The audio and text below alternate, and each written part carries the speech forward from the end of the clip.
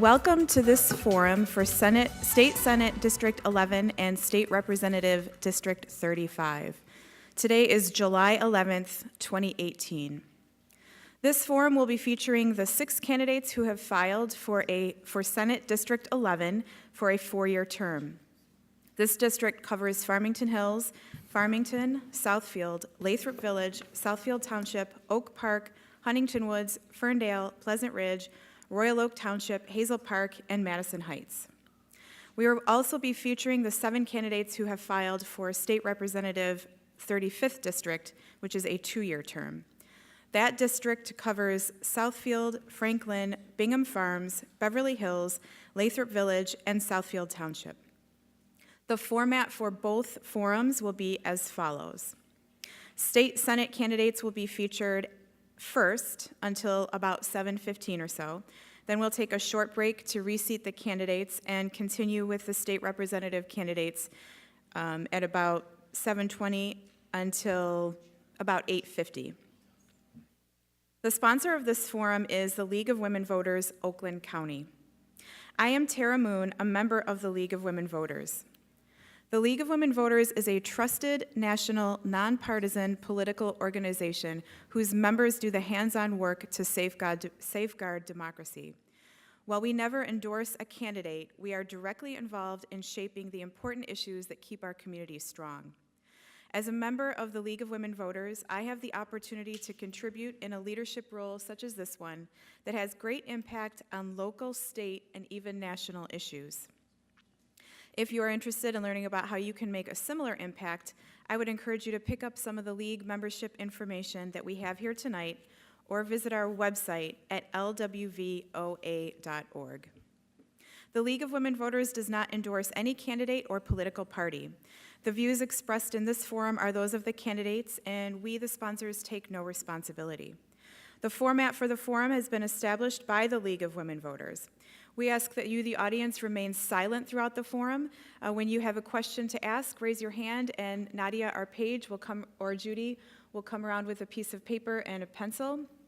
You can submit your questions by raising the piece of paper when you're ready, and one of them will come and grab it for you, and it will make its way to me. We try to ask as many questions as we possibly can, but we do have limited time. I would also ask you at this time to please put your cell phones on vibrate or do not disturb. We ask of the candidates that you answer the question with your views only and don't interrupt other candidates when they are talking. We will be answering questions submitted by the audience.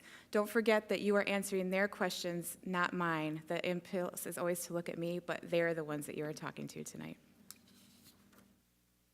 Our questions are screened for appropriateness and duplication by Maria and Charles. Candidates will be given 1 minute for opening statement in alphabetical order, 1 minute to answer each question, and 1 minute for a closing statement. From time to time, if the question is complicated or if we've gotten a lot of questions on a topic, I might combine them and give you 1.5 minutes or 2 minutes, but I'll let you know, and then the timer will adjust accordingly. Our timer tonight is Sharon. She's sitting in the front row here in the red jacket, so pay attention to her while you're talking. She's going to hold up a sign at 30 seconds, I think, 15 seconds, and then a stop sign. When the stop sign comes up, I will give you, a second or two to complete your thought, but I will cut you off after that. So our candidates tonight for this is again State Senate District 11, Boris Tuman, Republican, Crystal Bailey, Democrat, Jeremy Moss, Democrat, Vanessa Moss, Democrat, and James K. Young, Libertarian. Also on the ballot, but not with us this evening, is James Turner, Democrat. So we will begin opening questions with Mr. Tuman. Mr. Tuman, you have 1 minute for your opening statement. Good evening. So I am running because I came to this country as an immigrant, actually as a refugee, and I've loved everything this country has given me, and I'm here to give back. I'm a transplanted Michigander, but I love this state. This is where my home is. I want us to have a future with competent roads, good infrastructure, a state where issues with schools are addressed, and a state that keeps growing and keeps beating out the national average. I think in a lot of ways we're on a great path, and I think there's areas we can improve, and I'd like to keep going where we're strong and improve where there's area to do so. Thank you, Mr. Tuman. Ms. Crystal Bailey.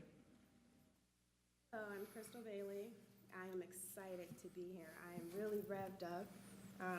I'm from Oak Park, a resident of Oak Park, an alumni from Oak Park High School. I attended Wayne State, and currently attending as a master's student for social work. So I'm really excited about that.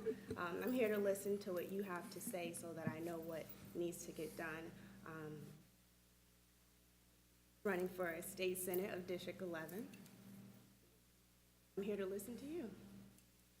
Thank you, Ms. Bailey. Mr. Jeremy Moss. Thank you. My name is Jeremy Moss. I'm currently serving my second term in the Michigan House of Representatives, representing the largest Democratic voting bloc of this state Senate district. MERS News, which is a daily news site in Lansing, it covers what goes on at the Capitol, identified me in my second term as two things. First, they identified me as the second most left-leaning member of the Michigan House. And second, they identified me as one of the most effective House Democrats.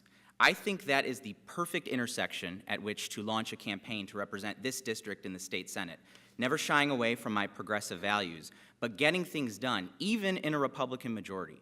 I worked with my Republican and Democratic colleagues to write landmark government transparency legislation to give you more tools to shine a light on the money and influence in politics. And those bills passed the House last year unanimously, but for the last year have sat stalled in the state Senate.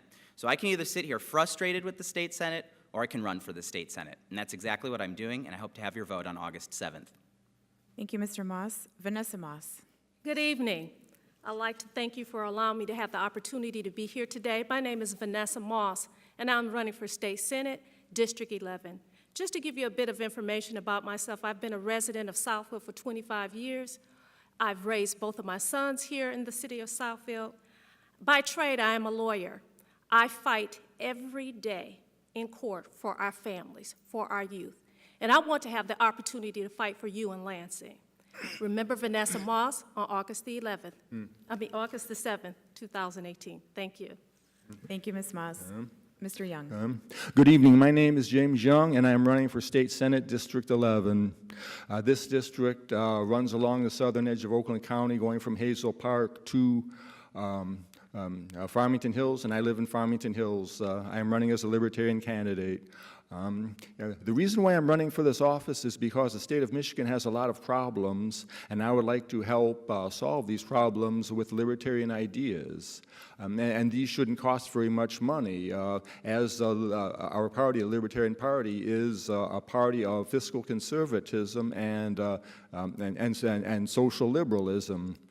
What I would like to do while in office is to help work on eliminating the Michigan income tax and also help lower car insurance rates. I am also a friend of the environment, which is why I would like to, I'm opposed to 5G,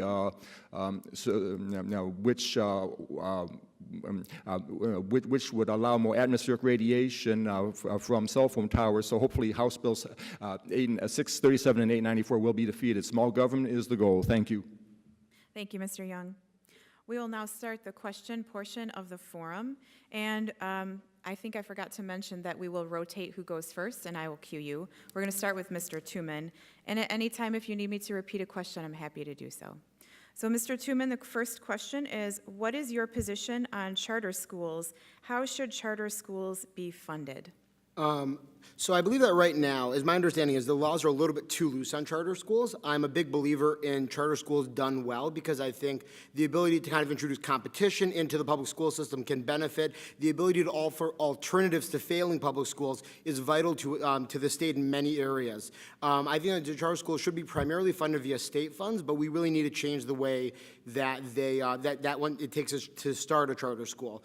Ideally, the path I see is that a charter school should be very difficult to start, should require a lot of clear preparation, a lot of cases made to the state, a lot of investment drawn from elsewhere that will become public funds because you are starting a public school. But then afterward, it should be fairly easy to run as it is being state funded.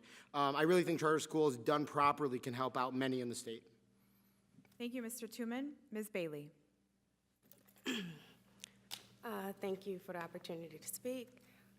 I believe that charter schools should be state funded. Thank you, Ms. Bailey. Mr. Moss. Thank you. So I served here on the Southfield City Council and have represented Southfield for the last 4 years in the Michigan House. And at one point, 2/3 of Oakland County's charter schools were just located here in Southfield. So we've seen all sorts of problems with the implementation of charter schools here in Southfield. Last school year, one of the charter schools in Southfield closed their doors and shut down before the school year ended. And that's a devastation to the families that send their kids to those schools. Part of the reason is we can't track the state money that goes towards charter schools. You can go to your school board, you can go to your public school, and because of the Open Meetings Act, because of Freedom of Information Act, you can find out where your tax dollars are spent and how they're utilized. But charter schools farm out their financial oversight to private entities, and we have no idea where the money is traced. So I introduced legislation in the School Fact Act in the Michigan House to hold charter schools accountable for the tax dollars that we send them. Thank you, Mr. Moss. Ms. Vanessa Moss. Yes, my position on charter schools is that I am not supportive of charter schools. I do not believe that you should use public money and with no oversight. The public school systems, you have oversight, but when you have charter schools, there is no oversight. When you talk about a charter school, I always say that there's always a grand opening and a grand closing. And unfortunately, when the schools close, what happens is this: not only are the families devastated, but so are the communities devastated, because you have these empty buildings in these different communities. So my point is that I am not a supporter of charter schools. I do believe that if we're going to continue to have charter schools, that there needs to be some oversight. Thank you, Ms. Moss. Mr. Young. I am generally in favor of charter schools. As a matter of fact, I think it is great that parents should have more choices as to where to send their children to go to school. I know we have all heard of problems that the public schools have had, low test scores, and just generally all sorts of problems that we have heard about. But I think through more choice, the people here specifically, the parents, would be gravitated more toward the schools that perform the best and show their children more promise when they send their children to those schools. So I think because of the choice, we should definitely encourage charter schools. Thank you, Mr. Young. The next question will start with Ms. Bailey. How do you propose to address adequate funding for roads in the state of Michigan? That's a good question. Actually, it's a very good question. I've been thinking about that lately as I've been out knocking on doors, talking to my neighbors, getting familiar with what's involved, what's going on. And I have only been hearing with a few other issues about roads and auto insurance, and how will we get that done? And we don't know how that money has been allocated, and I think that, we should audit the money, see where it's going, and distribute it all over. Thank you, Ms. Bailey. Mr. Moss. Thank you. So look at my record when I served in a Democratic majority right here on the Southfield City Council. We presented a plan, which I voted for, that went to voters to fix nearly every neighborhood road in the city of Southfield over the next successive decade. And as a result, Southfield leads all of the communities in Oakland County in new road construction. Now I serve in a Republican majority, a do-nothing Republican majority that has not taken on the big issues to fix our roads. So I support implementing a graduated income tax right here in Michigan, like 30 other states around this country have done. Studies show that that could raise an additional $1.18 billion each year in revenue, and we should dedicate that to the roads, all while lowering taxes for 94% of Michigan residents. That's the fairest way to make sure that everybody pays their share, including those wealthy and well-connected people at the top, to fix our crumbling infrastructure here in Michigan. Thank you, Mr. Moss. Ms. Moss.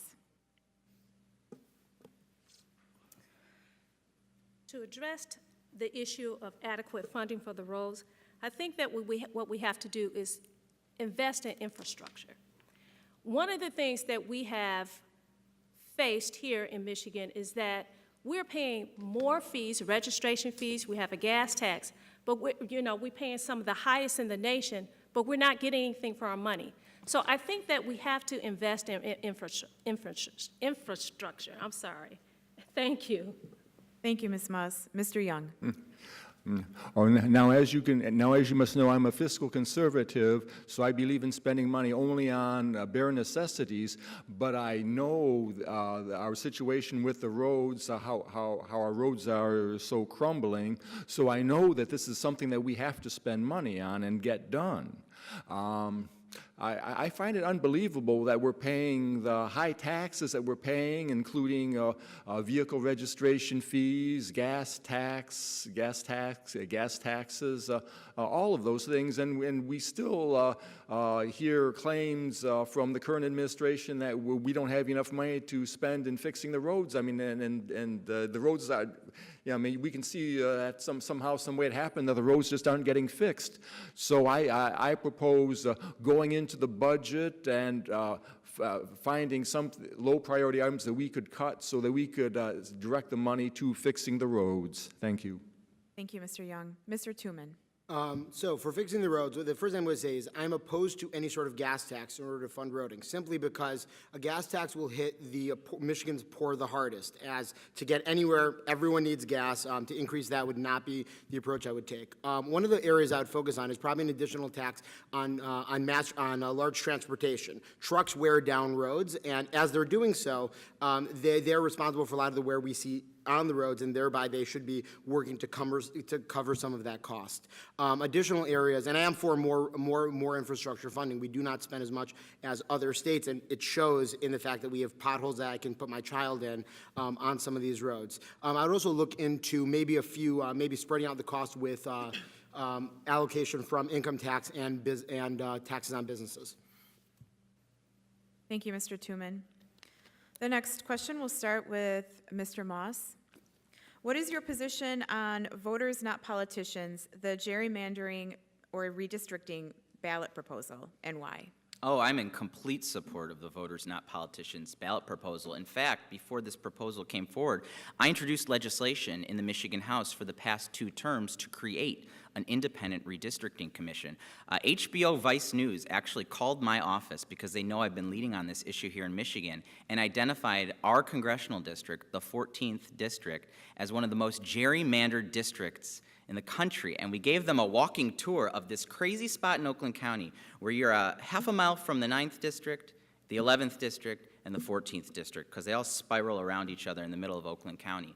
This is the most foundational aspect of our democracy, fair lines, because everything your elected representative does to advocate on your behalf is based on where they are running, and the district that they're running in is based on those lines. And politicians like me should not be drawing those lines in our favor. So I want to strip that power away from government officials and give it to a citizens commission, and I hope everybody votes for that effort on the ballot this November. Thank you, Mr. Moss. Ms. Vanessa Moss. Yes, I believe that politicians should not gerrymander. I think it should be left up to the people to do that. I think that rests with the people. Let's be honest here. Both parties, Democrats as well as the Republicans, whoever's in power, have in the past decided to draw these district lines, and it's always been done to favor a certain party. So I think that in order to be fair, that we should allow people to make those decisions. Thank you. Thank you, Ms. Moss. Mr. Young.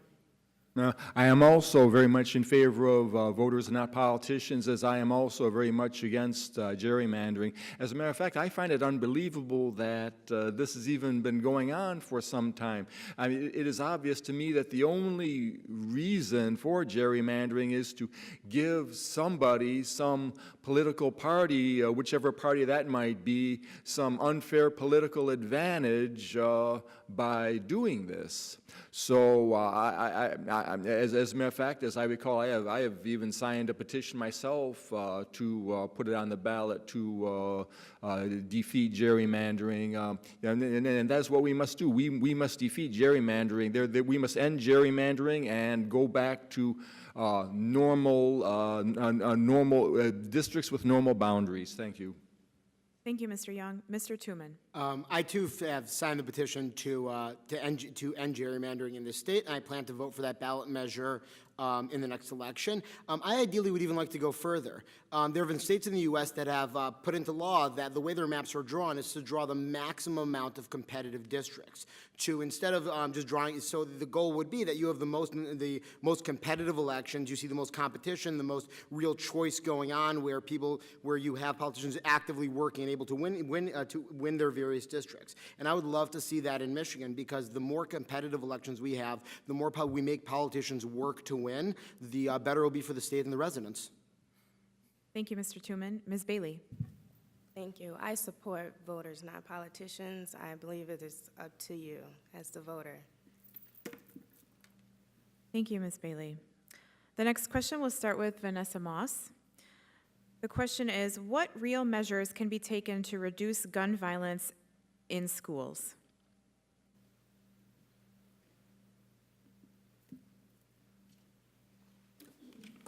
As a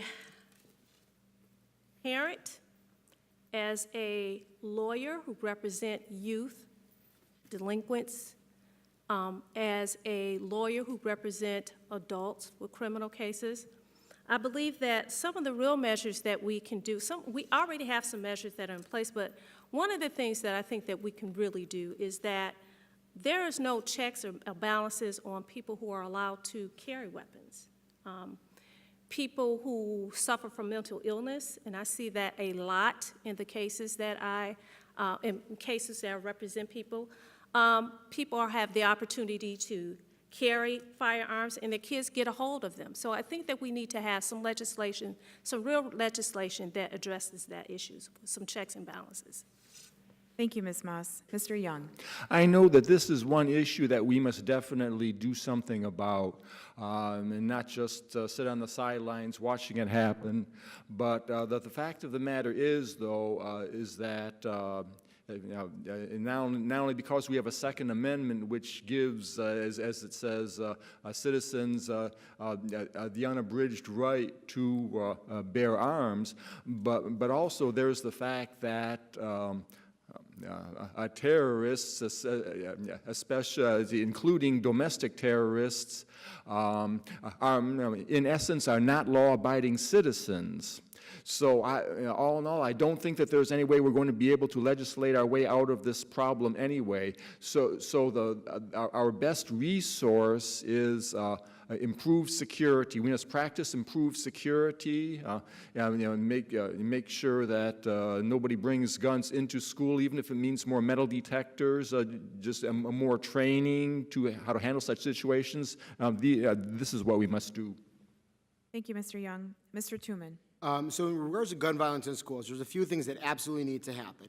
In Michigan, if someone fails a background check to get a firearm, a cop should show up at the gun shop and arrest them because they are committing a crime and they're trying to get a gun illegally. This does not happen at all. You can go and fail a background check without any consequence, even though you're committing a crime. That absolutely must end. I would also like to implement a tax rebate on gun safes, meaning that if someone buys a gun safe, they can file at the end of it with their taxes and get money back on it. The more gun safes we have, the more people who have safety means of keeping their guns safe, the fewer guns we will see stolen and used in school shootings, which has happened in multiple school shootings we've had. Guns were improperly stored and they were taken in. I would also like for Michigan to mandate additional safety information with every single firearm. Whenever you buy a gun, you obviously see safety packets. We need more safety information out there, and we also need stronger background checks, and we need them, failing of background checks, to be punished. Thank you, Mr. Tooman. Ms. Bailey. Thank you. I absolutely agree with you. I do believe that there should be background checks in order to purchase a fire rifle. That's just, common sense. Thank you, Ms. Bailey. Mr. Moss. Thank you. This is really, really important stuff as gun violence continues to impact almost every community in this country. I'm a founding member of the Gun Violence Prevention Caucus in the Michigan House of Representatives. We put forward a lot of research and a lot of solutions to reduce gun violence and save lives. First and foremost, universal background checks, closing the private sales loophole.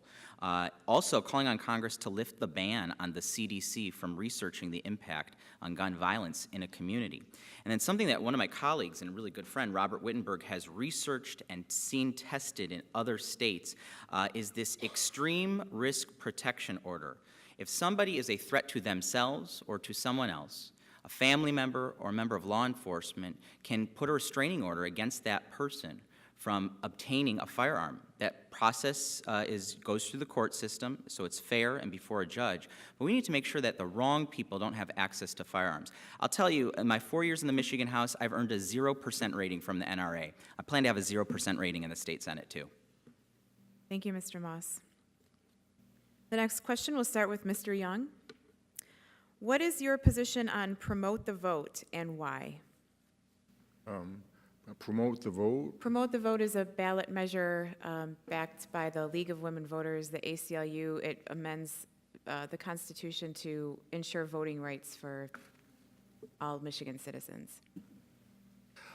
Actually, I am for this, really. I'm for having all citizens get the right to vote, really. I mean, as a matter of fact, I know as a matter of fact, one may enter the armed forces at age 18, so I don't see why they would have to wait until age 21 to vote. I mean, they should be able to vote at age 18, and just all in all, I am completely for this measure. Thank you. Thank you, Mr. Young. Mr. Tooman? I'm in favor of voting for that measure and going further. I would favor automatic registration to vote and having that be an opt-out for all Michiganders. Thank you, Mr. Tooman. Ms. Bailey? I support. Mr. Moss? Yeah, I absolutely support it. I serve on the House Elections Committee because this is just an area that I really have found interesting in making sure that we have policies in Michigan that don't restrict someone's constitutionally guaranteed right to vote and choose their elected representatives. I signed on to Promote the Vote and worked with the campaign to galvanize my colleagues to also sign on to the Promote the Vote effort. In the Elections Committee, we've introduced, as House Democrats, legislation to expand access to absentee, to include no reason absentee voting, early voting, same-day registration. This is fundamental stuff to make sure that our democracy properly functions and makes sure that you, the citizens, have the foremost say in how this government runs. This is another one of those key ballot initiatives that will push important big changes here in Michigan, and I'm proud to play even a small part in pushing that forward. Thank you, Mr. Moss. Ms. Moss? Yes, I support the position of Promote the Vote. As an attorney, ever since I've become an attorney, I have worked in every election as an election poll watcher, as well as an attorney, making sure that our rights are protected so that we can vote. I think that in this day and age, our voting rights are under attack, and certainly I will support anything that will ensure that we can continue to vote. Thank you, Ms. Moss. The next question will start with Mr. Tooman. What is your plan to ensure water quality in Michigan? There's a few things we can do. The first thing we can do is we can stop letting certain companies like Nestle get water for absurdly cheap rates. A possible solution might be to say that you can continue having this water deal on condition that you're going to be providing water to communities that need it. One of the things we're going to do is we need to test more. We do not test our water sufficiently throughout the state, and one of the only reasons that we caught Flint was because of special testing. We need to really normalize testing, especially for lead and things that, and because it can do neurological damage to children. We should also be looking out for other quantities. So we need to increase testing. We need to get a much better idea of what our water needs and dangers are. And then once we have an idea, we'll understand the need for funding, and we will understand that this needs to be part of an infrastructure plan that we have moving forward. Thank you, Mr. Tooman. Ms. Bailey? Thank you. I'm not certain, but I definitely want to look more into that. And treatment is always a bonus, but I have to look more into water quality. Thank you, Ms. Bailey. Mr. Moss? So right now in Lansing, we have a Department of Environmental Quality that handles most of the laws regarding water regulation. I would tell you that the Department of Environmental Quality is the worst named department in Lansing because they don't care at all about environmental quality. And I've been on the one end fighting against the DEQ in their model to put profits over people. We saw this in our district when our water supply was threatened by an outstate oil developer that wanted to drill for oil at the corner of 9 Mile and Evergreen, a densely populated part of our community here, without a care in the world that certain areas of Southfield are on well water. And it would have impacted the water quality in many homes, especially after the Flint water crisis, which is absurd. So I think what we really need to do is completely strip and retool the DEQ from the top to the bottom to make sure that we have civil servants that care about people more than their business model to gain more profits for developers across the state. Thank you, Mr. Moss. Ms. Moss. Yes, I believe that we have to have enhanced oversight and increased funding for research and development for alternative energy sources to protect our waters, to protect our energy. So in closing, I'd like to say that enhanced oversight, increased funding for research. Thank you, Ms. Moss. Mr. Young.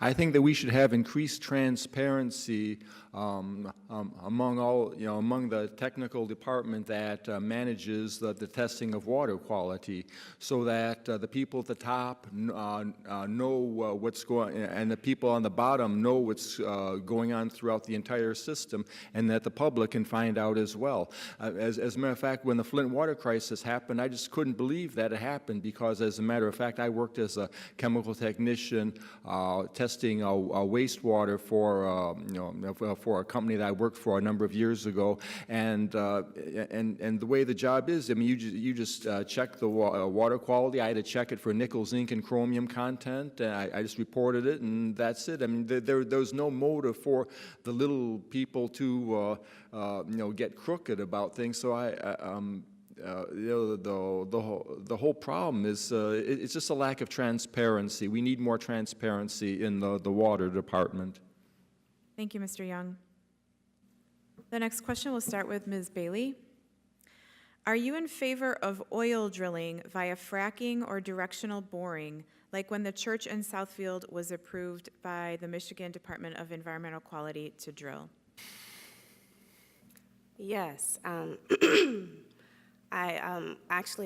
was at the forum, at the Southfield Lathrop Candidate Forum, and Ms. Pam had lots to say about the oil drilling. Thank you. And all the great things that Jeremy had, well, she was there at the start of it, so that's awesome.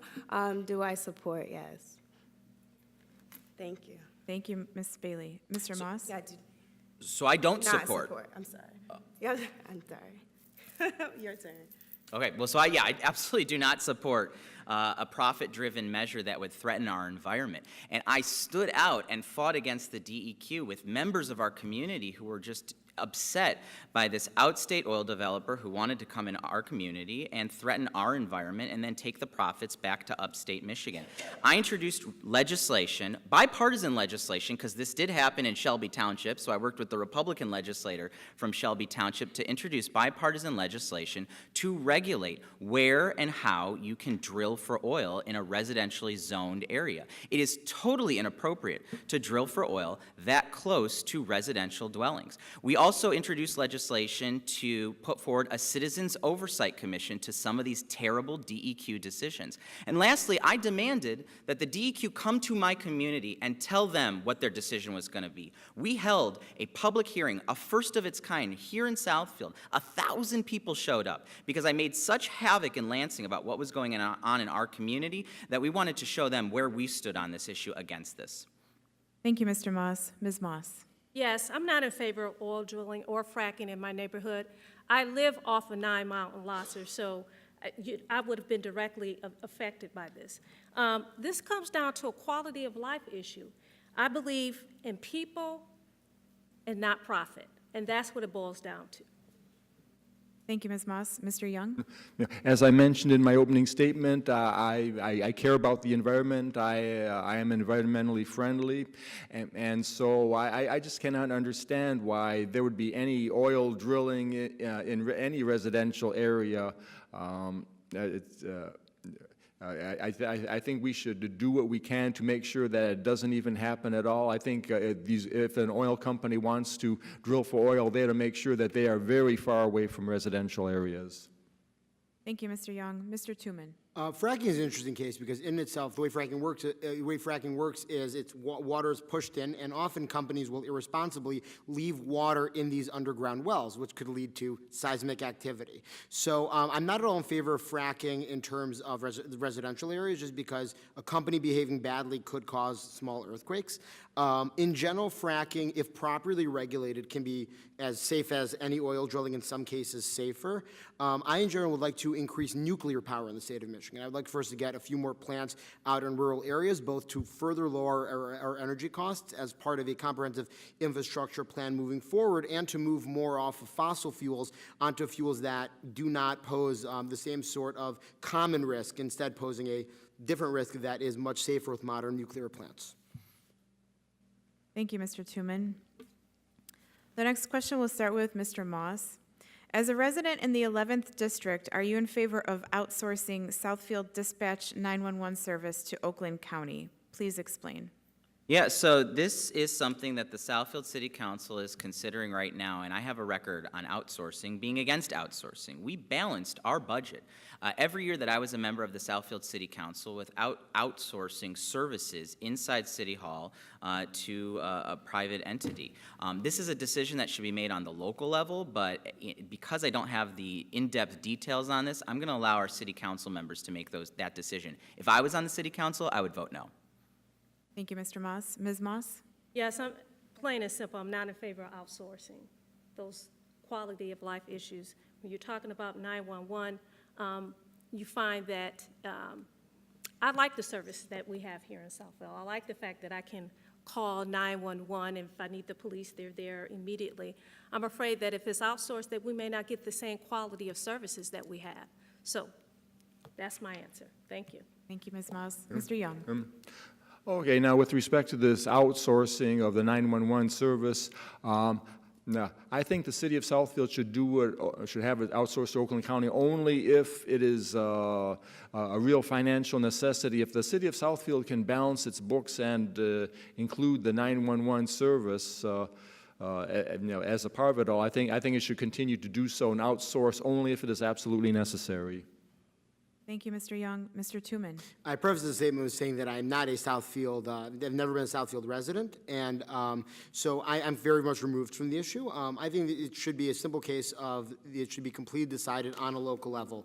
If the popular opinion in Southfield is that their service would be improved by joining the Oakland County 911, it should move forward. If not, and I gather that from what I'm hearing this is the case, then it should remain as is. Thank you, Mr. Tooman. Ms. Bailey? Thank you. I support no, but I do think that the vote should come from you. You guys should make the decision. Thank you. Thank you, Ms. Bailey. The next question will start with Vanessa Moss. What is your position on the minimum wage ballot proposal and why?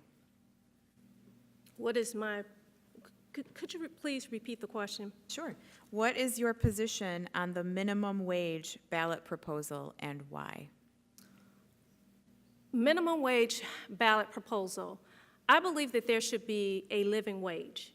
The minimum wage that, as it stands now, people can't live. They can't pay their bills. They can't make ends meet. So if I am voted as your next state senator, I'm in favor of a living wage. Thank you, Ms. Moss. Mr. Young? Now with the minimum wage ballot proposal, yeah, I know that it is a real problem that many people work jobs which just don't pay them enough money to live on, and so as long as the minimum wage ballot proposal it doesn't set the minimum wage too high, excessively high, I am in favor of it. But actually, with respect to the number of jobs available, we have to remember that.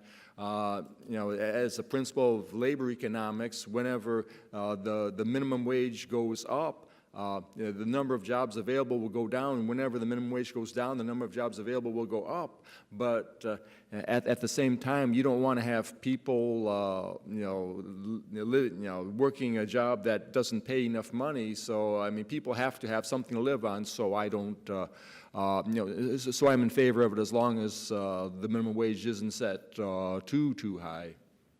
Thank you, Mr. Young. Mr. Tooman? I must confess, I'm unfamiliar with the exact numbers on this ballot proposal. In general, I will be a sympathetic vote to raising the minimum wage in order to, really have a living wage, really have a wage where if you're living in the state of Michigan and you're working 40 hours a week, that you are not living in absolute destitute poverty, no matter what your job is. So that is my general position on the minimum wage. Thank you, Mr. Tooman. Ms. Bailey? I did read about that this week, or a few weeks ago, in a Free Press newspaper, and it mentioned up to $12 for minimum wage. And I think that I support it, I support it. Thank you, Ms. Bailey. Mr. Moss? Yes, I do support it. It's called the One Fair Wage Campaign, and it's going to boost the minimum wage, but also bring parity to our tipped employees here in Michigan. I support that. I signed it. I also believe in locking minimum wage to inflation, so we don't have to keep revisiting this arbitrary number year after year after year. In Lansing, I have been a leading voice in preventing Lansing Republicans from decimating local ordinances that deal with wage protection. That's what Lansing Republicans have attempted to do. Make sure that there's a one-size-fits-all wage law here in Michigan when other communities have actually stepped up and say, we want to protect our local workers. We've done that in Southfield, and still business is booming here in our community. We show that wage protection here and business growth are not competing values, and that's why I support increasing the minimum wage. Thank you, Mr. Moss. The next question will start with Mr. Young. What are your thoughts on revenue sharing reformation? Okay, now you're referring to, now, does this have to do with the federal government, or? I can't really say. The question just came. It says, what are your thoughts on revenue sharing reformation? And now I think there are some cases where revenue sharing is something that is very much needed. So in that particular case, I do favor revenue sharing. I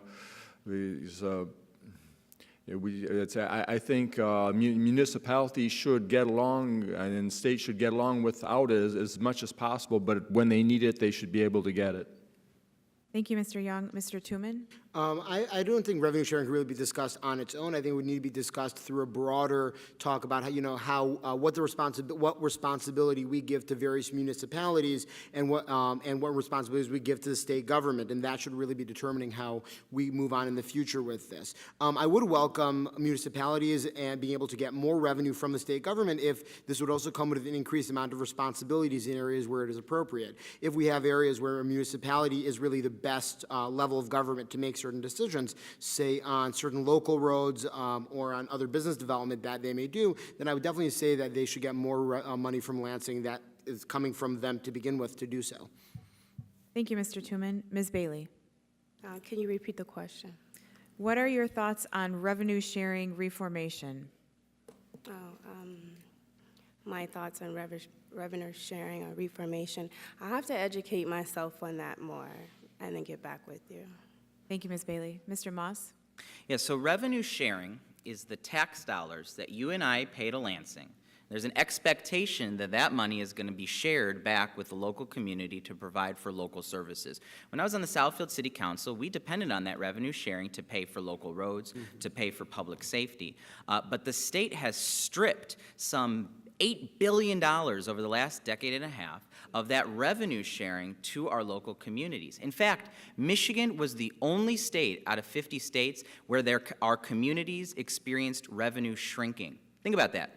49 other states have communities that experienced revenue growth, and we're going in the opposite direction. So there's no wonder we create the crises from the state level that that are accelerated by emergency managers. The debt that Flint owed was actually less than the money it would have received over that period of time in revenue sharing. So if we want to have healthy communities and strong fiscal stability at the local level, we should boost revenue sharing. I've supported amendments to the budget every year that I've been in office to boost revenue sharing in the state of Michigan. Thank you, Mr. Moss. Ms. Moss. In reference to your question of revenue sharing reformation, I believe that is a very broad term. Theoretically, it's something that I would support, but we have to look at the fact that you have different municipalities, different needs. So as long as it is done equitably, I'm fine with it. As it stands now, that is not what is going on. That's my answer. Thank you, Ms. Moss. The next question will start with Mr. Tooman. What is your proposal to lower Michigan auto insurance rates? So there's a few things we need to do. Right now, I actually spoke with a friend of mine who works for Progressive about this in advance, and we have in Michigan one of the highest rates of fraud in the country, and that's one thing that's driving our high costs. I think we need to really reconsider unlimited medical expenses because that's one of the incentives for fraud. The ability to get really limitless medical bills paid through and other payments made through means that it might be very attractive for bad apples to commit fraud and then raise the cost for others. I really think we should look at what similar states like Ohio are doing to lower down our costs. Thank you, Mr. Tooman. Ms. Bailey? I think the factors such as the requirement on getting auto insurance, I think are a little ridiculous. I think that we shouldn't have to go through a credit check and that's based off of what our rates are. I don't think that our age should determine what our rates would be as for auto insurance as well. So I think if we got rid of some of those factors and based it upon our driving record and solely on our driving record, our rates should go down. Thank you, Ms. Bailey. Mr. Moss? Yeah, I agree with that. And I have a 3-point plan that I've been working on with colleagues to address the high insurance rates that we pay here in the state of Michigan. Number one, in the short term, we need to immediately ban insurance companies and the insurance industry from using non-driving factors for setting our insurance rates, like education level, like gender, like zip code. It should be based on a person's driving record. We have a plan that we've presented, and you can go to fairandaffordable.com to kind of vet that plan. In the medium term, number two, create an elected insurance commissioner here in Michigan, like about 12 other states have. Right now, we have a very weak insurance department in the state, and it only reports to the governor. We need a strong elected insurance commissioner to root out the fraud and bad actors within the insurance industry. And number two, support mass transit to give us non-driving transit options here in the state of Michigan, not just for people who want to lower their auto expenses, but to give uninsured drivers the opportunity to travel around the region in a legal and safe way. Thank you, Mr. Moss. Ms. Moss? In addressing that issue, I think one of the things that we have to do is to address redlining. I live in the city of Southfield. I have several vehicles, and the amount of insurance that I pay just because of my zip code is ridiculous. So I think we have to get rid of those factors. We have to get rid of redlining, and those are some of the ways that we can address lowering insurance. Thank you, Ms. Moss. Mr. Young? Motorists here in the state of Michigan pay the highest auto insurance rates in the nation, and it's a shame. And and as a matter of fact, the average motorist here in the state of Michigan pays about $1,000 a year more than the average motorist in the rest of the country. And the principal reason for this is because of the trial lawyers and the huge cash settlements that they get in winning lawsuits. All in all, this makes the hospitals and the lawyers happy, but it doesn't make the rest of us happy. So, what we need to do is have more choice. To where we are legally able to purchase only the insurance coverage that we need. And I know, as a matter of fact, seniors on Medicare, if they could just not pay any more for coverage and auto insurance than they need, then they could save a huge sum of money, maybe $1,000 a year in their auto insurance rates. And this is what I think we should do. Thank you, Mr. Young. The next question will start with Ms. Bailey. How will you ensure protections for consumers? ensure protection for consumers. Yes. Ensure, as in make sure that there are protections for consumers. Oh, well, interesting question. Thank you for it. How will I ensure protection for consumers? Well, I can't say how I would ensure protection for consumers. I don't have an answer. Okay, thanks, Ms. Bailey. Mr. Moss?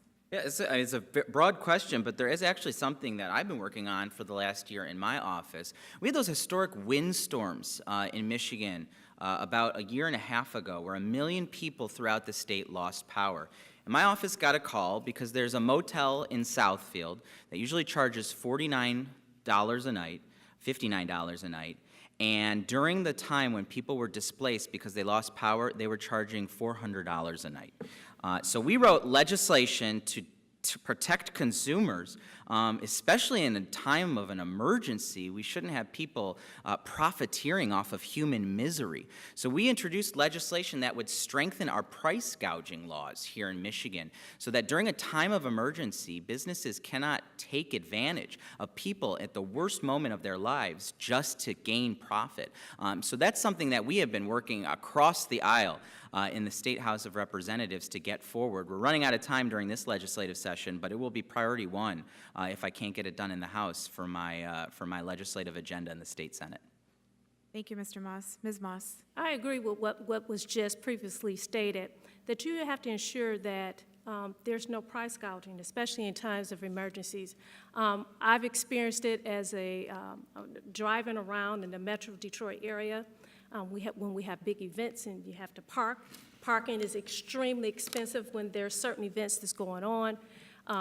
As it was stated a few minutes ago, when you have a storm and you have to check into a hotel, which I had to do when we had a storm and I was without power, it was extremely expensive for me to stay in the hotel. So those are some of the things that I think that you need to do. Thank you, Ms. Moss. Mr. Young? I think we should be able to purchase insurance to protect consumers, as necessary, in addition to any public coverage that they may get. And I certainly agree that we must also be on the lookout for price gouging due to fraud. I mean, this is something that could ruin everything, even with adequate coverage present. So we must do all of that. Thank you, Mr. Young. Mr. Tooman?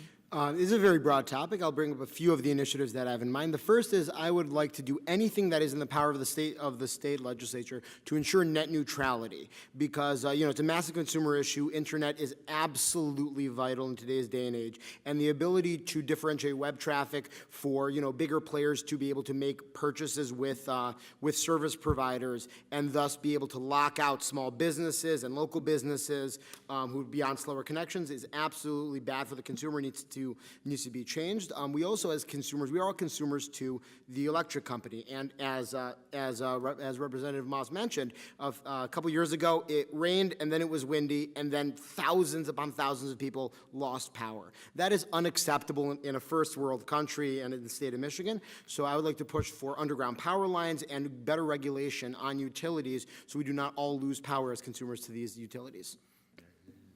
Tooman? The next question will start with Mr. Moss. Do you agree that globalization and technological change underlie many of our problems? If not, why? If so, what can or should the state be doing about it? I'm laughing because my family cannot stand when I go out to dinner and I'm on my phone the entire time. But yeah, I mean, I think that it's like there's good and there's bad with it, especially the technological advances that keep us updated as a society. I think we're very much more phone dependent as a society. At the same time, we've seen revolutions, especially that Arab Spring, arise because of technological advances, and we're learning more about pockets of the world that we would have never known before.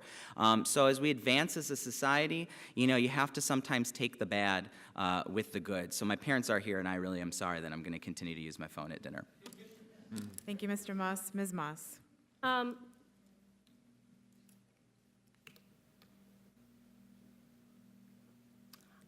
I'm going to say that I agree with the representations that my colleague that's sitting to my right has just made.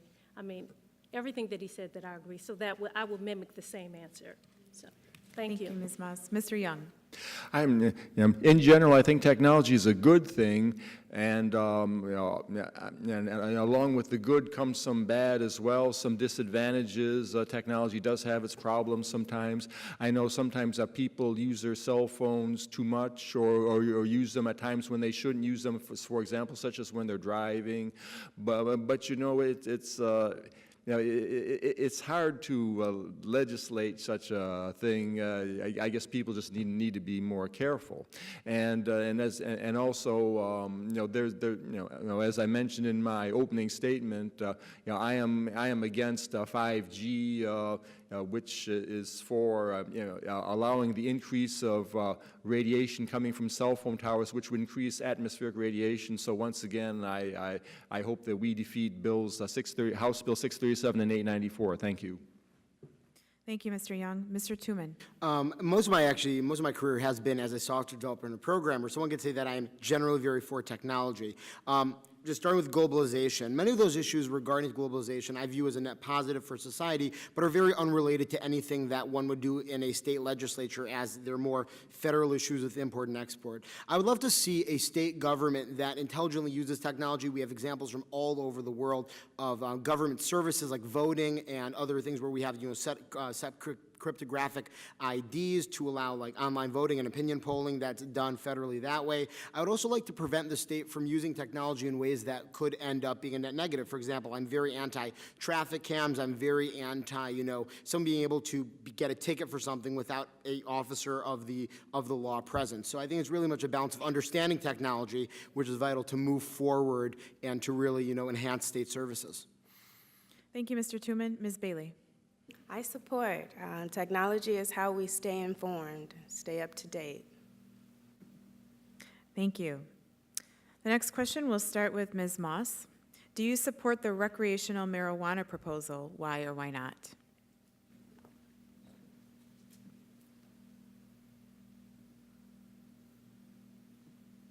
That is a hard question in the sense that I believe that the legislation is going to pass. And I think the real issue is how are we going to address the issues that come as a result of that being passed, of that legislation passing. I think that we have to look at what impact is it going to have on our community should such legislation pass. What benefits can the community derive as a result of this type of legislation?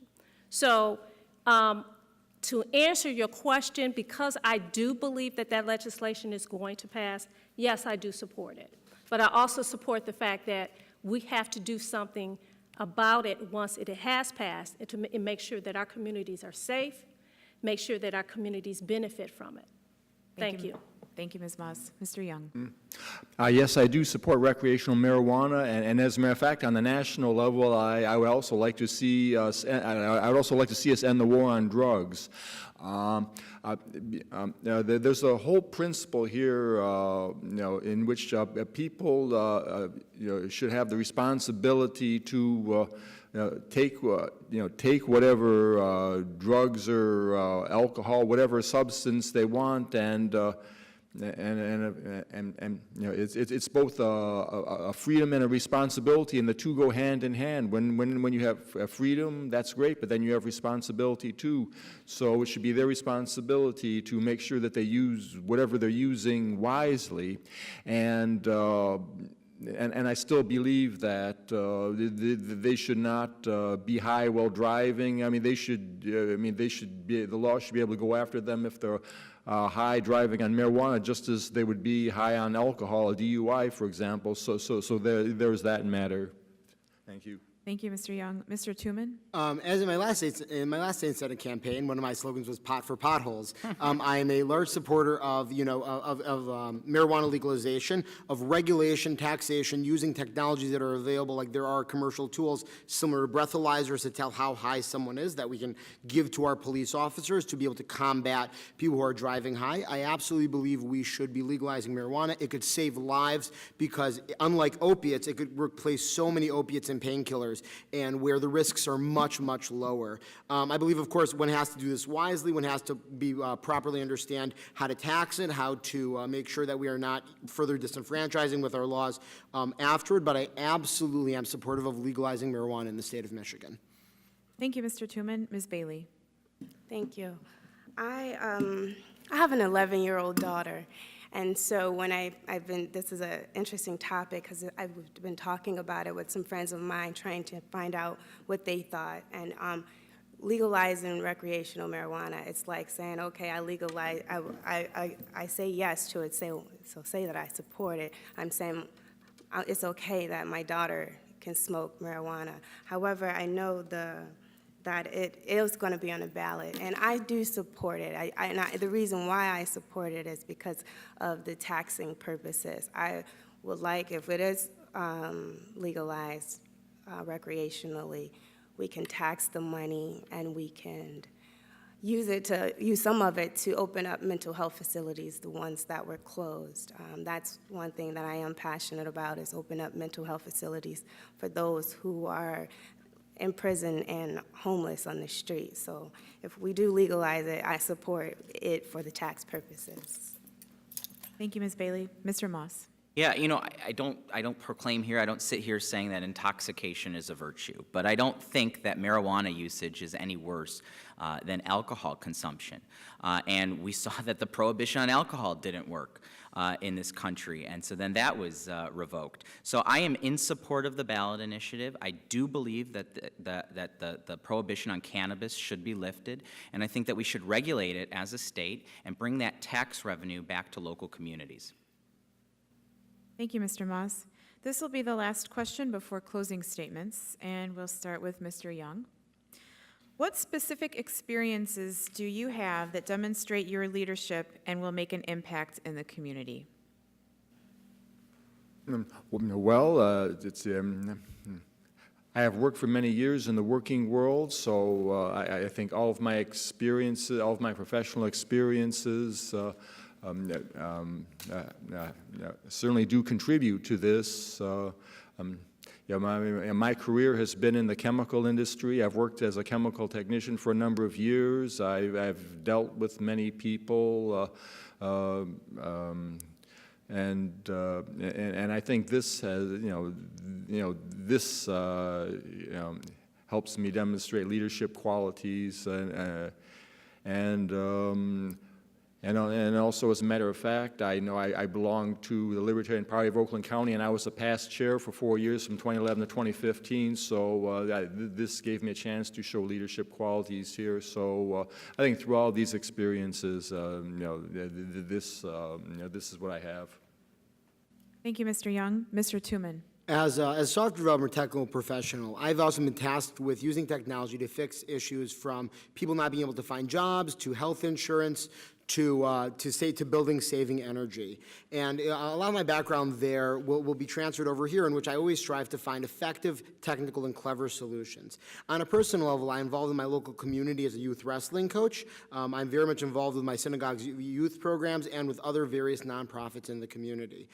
Doing so has given me insight into many of my hopefully future constituents and many of the issues that they face. And I would take all of these experiences with me and remain a listening ear if I'm elected to the State Senate.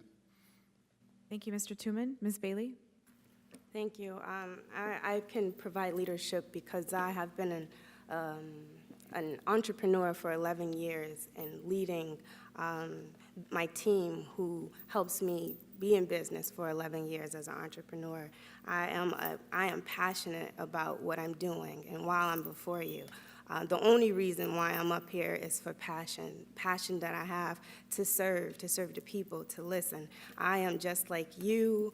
I'm just up here. You're just there. So Again, I have an 11-year-old daughter who I'm extremely passionate about, and she is the reason why I am even in the school district, trying to get more curriculums involved in the school. So I'm passionate about education, mental health, school safety, as we spoke about. So I know that I can be a leader and I can do it. I can be an impact on a community just like I have been thus far. Thank you, Ms. Bailey. Mr. Moss. I was 24 years old when I launched a successful campaign for the Southfield City Council here and became the youngest elected official in this city's history. And from this room, made some big changes here in Southfield. I voted to hire a new police chief, a new fire chief, new public safety personnel, and as a result, Southfield is now entering its 10th consecutive year in declining crime. As I said previously, we worked on a plan to fix the neighborhood roads in almost every part of this city, and as a result, Southfield is leading all of the communities in Oakland County in local road construction. And when voters sent me to the state legislature, I didn't shy away from taking on the big issues, introducing legislation to end gerrymandering, to protect our environment against intrusive for-profit driven motives, and to expand government transparency. So as a result, MERS News identified me as one of the most impactful and effective House Democrats. I'm looking forward for the opportunity to continuing that service as an effective state senator for this district. Thank you, Mr. Moss. Ms. Moss. Yeah, my specific experiences, upon graduating from Wayne State University, I worked in the public school system. I worked in Highland Park Public Schools. Then I worked as a contractor for Detroit Public Schools. And then I decided that I wanted to do more. I went back to school and got my law degree. I have been in private practice for over 20 years, and my business is right here in the city of Southfield. I fight every single day in court for our families. And you know what? I have to reach to the other side. I have to reach over to the other attorney to make sure that we work for the good of what we need to do for our families. In terms of our community, I've indicated earlier today that I've worked as a voter protection poll worker. In addition to that, I was a PTO president, a PTA president here in the city of Southfield when my children were here in school. I was an active member of the Rotary Club. I was even a cheerleading coach. So I believe that I am uniquely made, and I think that I am the person that have the qualities and the characteristics to serve as your state senator. Thank you. Thank you, Ms. Moss. Now the candidates will make a closing statement. You have 1 minute each to make a closing statement, and we'll start with Mr. Young. Yeah. First of all, I would like to thank the City of Southfield and the League of Women Voters for hosting this event. During recent times,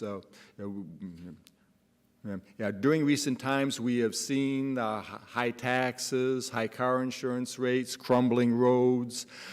As I mentioned in my opening statement, this is a state that has a lot of problems, and I would like to help in working on these problems and solving these problems. Therefore, I ask you to vote for me. And as a matter of fact, the Libertarian Party has recently achieved major party status, and you'll notice that in the primary. When you see your primary ballot, we'll have our spot on the ballot along with the Democratic Party and the Republican Party. So now we have a better chance than ever before to make some wins and do something for the people. So all in all, I ask all of you to vote on August 7th and also November 6th. Thank you and good night. Thank you, Mr. Young. Ms. Moss. Thank you again. Thank you all for being here today. Thank you to the League of Women Voters for hosting this event tonight. I'd like for you to consider me as your state senator on August the 7th, 2018. I am a resident of Southfield. I've been a resident of Southfield for over 25 years. As I indicated earlier, I've raised my family here. I love the city of Southfield. I love the state of Michigan. I am a lawyer. I fight every single day in court for families. And I want to continue to fight for families, but I want to fight for families in Lansing. So again, Vanessa Moss, August the 7th, 2018. Thank you. Thank you, Ms. Moss. Mr. Moss. The one-party Republican rule in Michigan isn't working for anybody except for the wealthy, the powerful, and the well-connected. So I hope you agree with me on the policy proposals that I've outlined tonight, but we need so much more out of a state senator than just policy proposals. I'm an organizer. I was Brenda Lawrence's successful campaign manager in 2009. She's supporting me in this race, as is Congressman Sandy Levin. I successfully organized and ran winning campaigns for the city council and state representative twice. I was a labor organizer for a ballot proposal to protect collective bargaining. And as state representative, I organized 1,000 people in our community to confront the DEQ when they tried to drill for oil here in our community. So vote for me on August 7th. But on August 8th, let's work together, let's organize together, and let's change the state for the better. Thank you, Mr. Moss. Ms. Bailey. Yes, thank you for inviting me. I'm definitely appreciative of the opportunity. I am Crystal Bailey, your candidate for Michigan State Senate, District 11, and I am here to listen to you, to get what you want done. You and I are the same. I mean, I can't say it enough. I sit here as transparent as one can be, and I am just, what got me to run for state senate is sitting at the school board meeting, sitting at the State of the City meeting, and sitting at city council meetings and seeing the conversations, and me being the only one at these meetings and wondering why no one else is at these meetings. So I am here before you because I want to get more involved. I want to get what needs to be done. And what I'm hearing from you is roads, auto insurance, and education, school safety. But again, I have an 11-year-old daughter. Her name is Bailey. She would be here today, but she made it to the Junior Olympics in shot put and javelin. So that's it. Thank you. Vote me August 7th. Thank you, Ms. Bailey. Mr. Tooman. I would first of all like to thank everyone for coming out tonight and spending some of their evening listening to political candidates speak. It's surely not the most riveting experience one can have. I'd also like to thank a League of Women Voters for organizing this forum and for really helping bring out political issues and helping people connect with candidates. Michigan is my home as it is yours, and that's why I'm running. I'm ready to make this a nicer home for all of us. I am someone who pledges to be the most transparent and accessible candidate imaginable, both virtually and in public. I will meet with every single constituent possible over my term as state senate if I am elected. I'd like to also like to ask everyone to look past party affiliations and party lines and look at ideas and look at what someone stands for, not just the letter after their name. My name is Boris Tooman, and I'm going to be the Republican candidate for state senate. Thank you, Mr. Tooman. Thank you, candidates, for participating in the forum this evening. Thank you, audience, for the great questions. That concludes this portion of the forum, but we will take a quick few-minute break while we reseat the candidates for State Rep District 35 and continue after that. Thank you very much, candidates.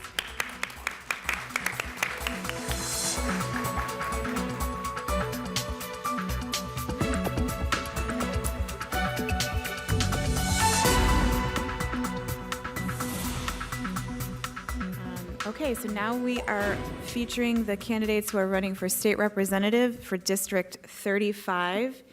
And I will repeat the communities that are in District 35.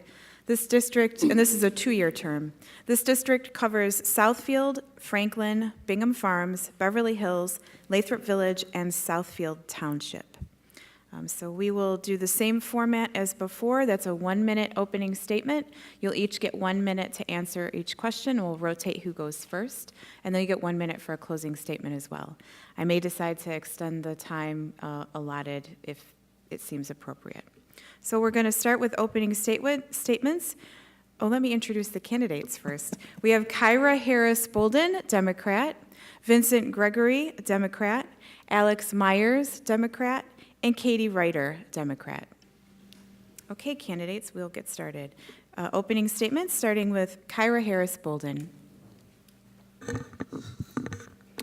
Good evening, and thank you to the League of Women Voters for having me tonight and letting me speak. My name is Kyra Harris Bolden, and I'm running for state representative for the 35th District.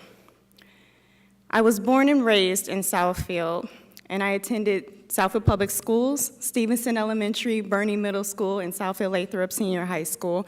And because of the great foundation that I received in Southfield Public Schools, I'm now a practicing civil litigation attorney for Lewis and Monday.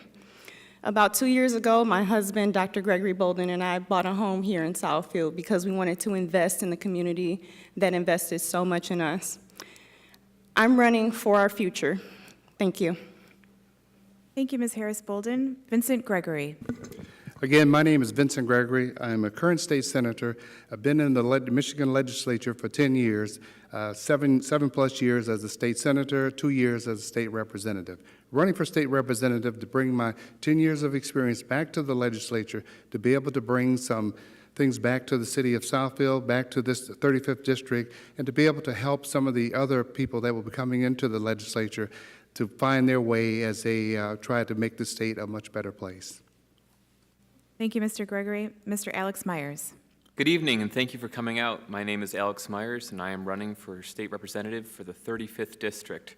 I'm running on a platform of building policy for the community, with the community. I want to make sure that I am talking to every single member of the community possible, of all of the cities and towns within the district, and making sure that I am reaching across the aisle, not just talking to Democrats, but reaching out to Republicans and independents as well.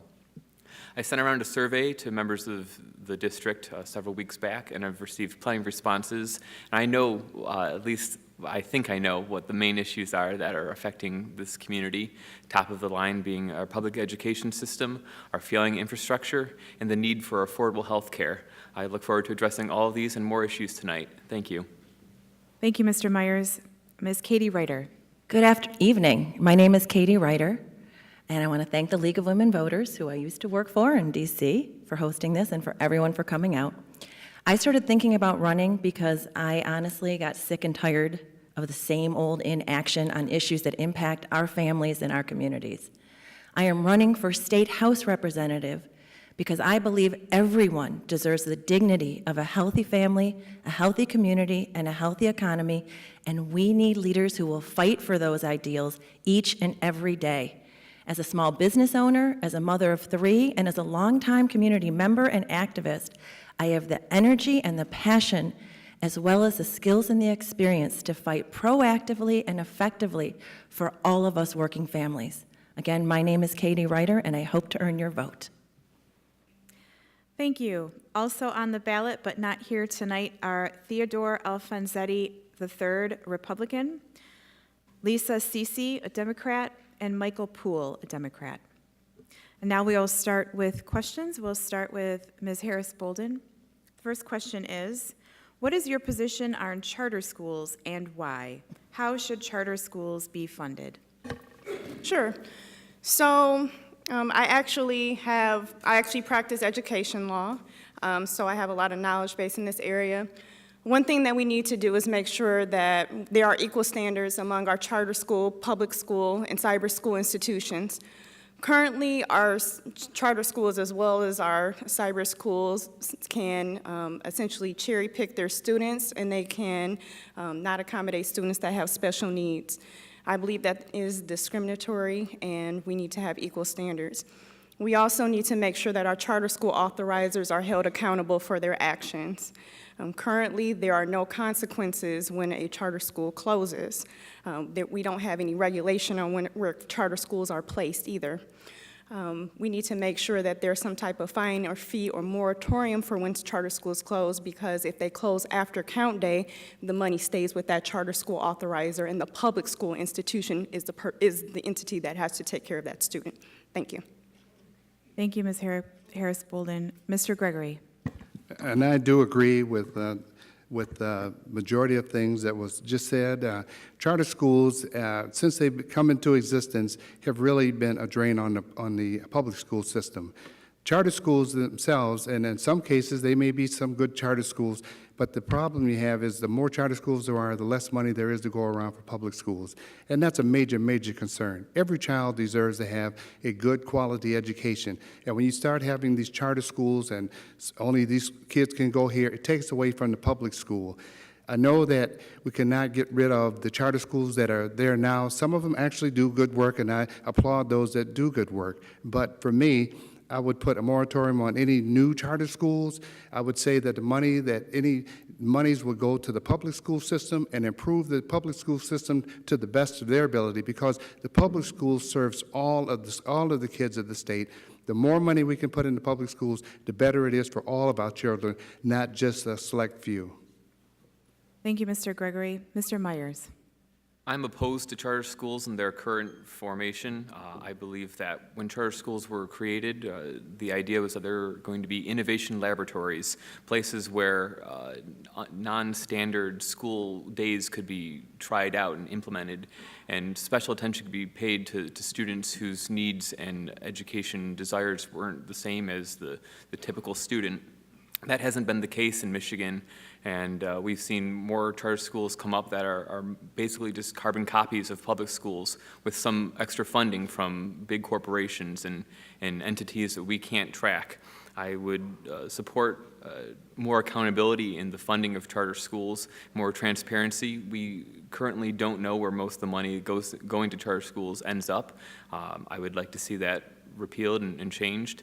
Currently, 80% of the charter schools in Michigan are owned or operated by a for-profit company where their main bottom line is profit rather than education. So I believe a complete reformation of the charter school system is what is necessary. Thank you. Thank you, Mr. Myers. Ms. Ryder. Thank you. I agree with much of what is said. I am against for-profit charter schools. Our children are not commodities. Public tax dollars should not go to line private profit. I believe the GOP-led government lifted the cap on for-profit charter schools, and I believe it has devastated public education here in Michigan. We have gone from the top to the bottom, and I blame part of that charter schools. I'd like to see an off-ramp for charter schools, a moratorium, like Mr. Gregory said, on for-profit charter schools, and then I'd like to see an off-ramp. So our for-profit charter schools are converted to nonprofit entities. After 3 to 5 years, no more for-profit charter schools. Thank you, Ms. Ryder. The next question will start with Mr. Gregory. How do you propose to address adequate funding for roads in the state of Michigan? Good question.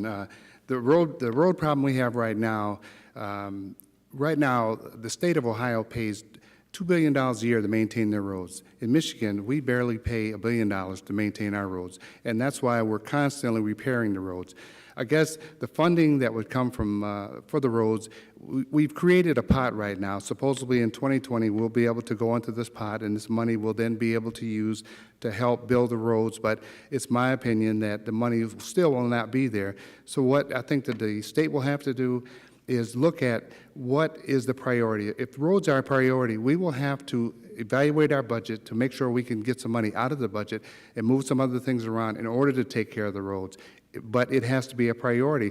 During these last 8 years, we've heard a lot of talk about roads being a priority, but if they are a priority, what happened to the roads? Why are they still in the shape that they're in? Priorities are put first, and you do what you have to do to make sure those things happen. The roads have not been a priority. They've been an afterthought, and the results are the potholes that we see every year. Thank you, Mr. Gregory. Mr. Myers. The state of Michigan's roads is a disaster. There's no way to sugarcoat it. We have potholes large enough to swim in. I think there's been a lot of talk about implementing or increasing a gas tax, but all that would do would shift the cost of fixing our roads further onto the taxpayers, onto us ordinary citizens, and that's not where it should be at all. Most of the damage to our roads is caused by large commercial vehicles. The gross vehicle weight limits in Michigan are twice that of any state nearby us in the Midwest. Our fee system is outrageous. It's not nearly high enough. I would use that fee system. I would increase the fees on commercial vehicles, on the gross vehicle weights, to make sure that they are the ones who are paying to help get our roads fixed, not us, the taxpayers. Thank you. Thank you, Mr. Myers. Ms. Ryder. Well, I think we all agree the roads are an absolute disaster. They cost the average Michigander over $800 a year. They're a public health crisis. My broken elbow can attest to that. I have a friend who completely totaled her car, $9,000 driving on our roads. We absolutely have to prioritize them and get them fixed. A couple of ideas going really fast. Cut corporate welfare. Make businesses pay their fair share. Repeal Public Act 51. Fund the roads based on usage rather than just giving equal funds per mile. Building guarantees to all construction contracts and enforce those guarantees. reduce the weight limits on our trucks and enforce our weight limits, reinstitute prevailing wage, we don't need things to get worse, and look for new revenue streams such as a progressive graduated income tax. My grandma used to say, don't be penny wise and pound foolish. Right now, we've been penny wise and pound foolish with our roads. We need long-term thinking. Thank you, Ms. Ryder. Ms. Harris-Bolden. I think we all hit the gamut on the issues. We need to fix the roads. How we fund that is, I think some of the things that have already been said. We need a graduated tax schedule like our federal tax system. We need to eliminate corporate welfare. Since 2001, we've given out $16 billion in subsidies. We could have fixed our roads 10 times over and funded our education if we would have fixed that a long time ago. Other states, such as Indiana, find their overweight trucks at about $16,000. We fund ours at about $200 per axle overweightage, which is substantially under what other states in the country do. We need to make sure that we increase our overweight truck fines and use that money towards fixing our roads so that we're not fixing the roads on the back of working families. Thank you. Thank you, Ms. Harris-Bolden. The next question will start with Mr. Myers. What is your position on Voters Not Politicians, the gerrymandering or redistricting ballot proposal, and why? I am completely in support of Voters Not Politicians. I think that the process, the policy of gerrymandering has caused too much harm, not just in Michigan, but across the country. And to be fair, it's not just Republicans who are doing this. Democrats are equally guilty of gerrymandering. I think taking it out of the hands of our legislators and putting it into a non- or bipartisan citizens committee is the way to go forward. 21 states already have non- or bipartisan committees. Not all of them are citizens. I believe 14 have citizens who are in charge of redistricting, but we absolutely need it in Michigan. The 35th district here is a packed gerrymander district. It is 80 to 84% Democrat come the November election, and while that's great for us sitting up here, because once we get through August we're fine, that's not the way that a state legislature should be made up. Thank you, Mr. Myers. Ms. Ryder. Well, I can be really quick on this. I'm 100% for the Voters Not Politicians. Gerrymandering has really, I would say, devastated politics here in Michigan. We're about a 50-50 state, yet the Republicans control every single branch of our government. I was involved with the Voters Not Politicians from before I was running for office. I collected signatures. I've helped with that ballot initiative. I think it's an excellent thing. We all need to fight for it. We need to make sure it gets on the ballot, and then we all need to fight for it when it's on the ballot in November. Thank you, Ms. Ryder. Ms. Harris-Bolden. I think we all need to take a step back. And why are we in this position of gerrymandering? We have to admit that as Democrats, we were asleep at the wheel.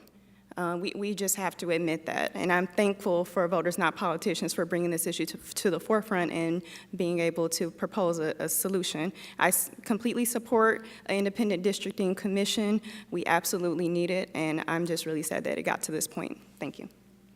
Thank you, Ms. Harris-Bolden. Mr. Gregory. Yeah, I certainly am very supportive of it. I do think, as was said earlier, that it's the federal level, the biggest concern, obviously, but here in the state of Michigan, the state Senate, the state House, those are gerrymandered districts too. Also, the county commissions. We need to have some group of people that are independent that will draw these lines, and we will see much more of a reflective group of people that we're voting for and asking for your vote. So I very much support this, and I would encourage anybody else to also support this. Thank you, Mr. Gregory. The next question will start with Ms. Ryder. What real measures can be taken to reduce gun violence in schools? Excuse me. Okay, well, first of all, I am a staunch gun violence prevention advocate. I've been a member of Moms Demand Action, and I am a Moms Demand Action candidate of distinction. So I think gun violence is much larger than the schools. That's what we see on television. That's what that's what is big, but gun violence is really tied to domestic violence. You often see perpetrators of mass killings are domestic abusers. So we need to start there. We need to start with red flag laws, as Representative Wittenberg has introduced. We need universal background checks. Here in Michigan, you can buy a handgun. You have to have a background check. You don't need a background check for a long gun. You can go to a private sale. I don't believe guns should be allowed in any way, shape, or form in schools, not concealed, not open carry. I could go on, but I just got the 15-second mark.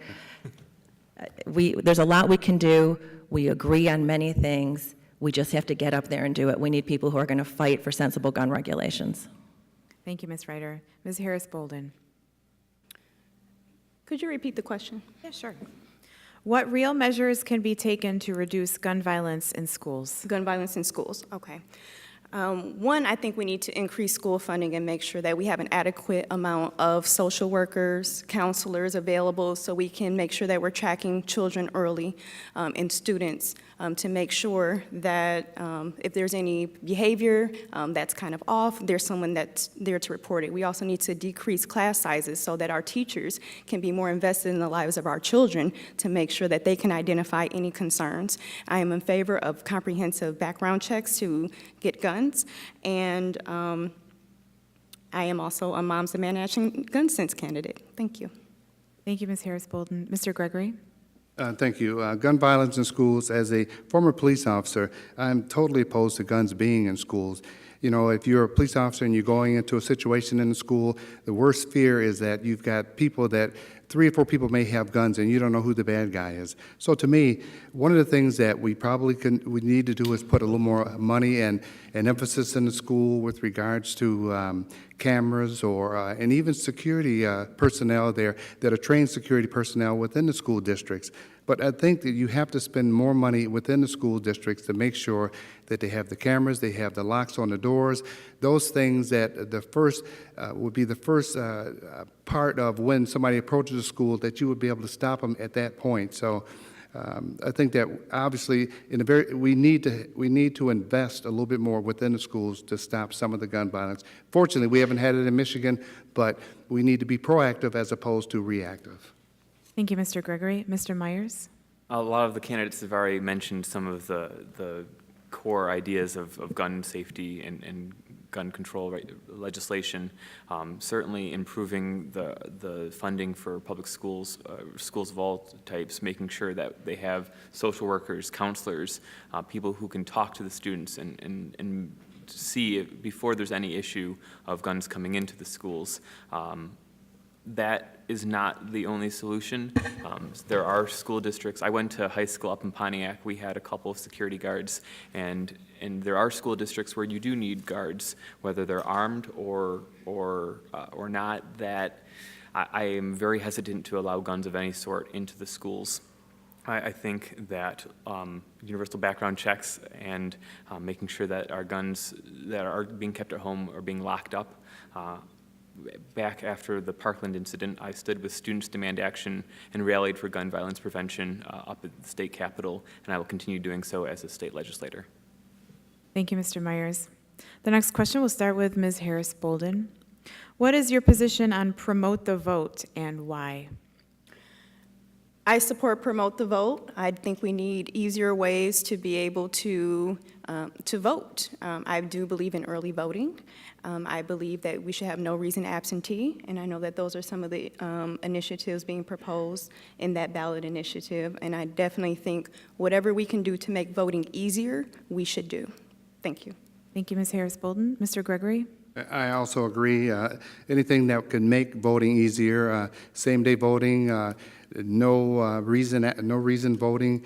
Let me just say, as a state representative, the current law that we have right now that says that you must send your ballots out 45 days before the election. That was a law that I wrote, a bill that I wrote when I was in the legislature, and it was passed and supported by the county clerk from Macomb County, Sabaw, the county clerk in Wayne County, and the county clerk in Oakland County at the time was Ruth Johnson, and we were able to get that through.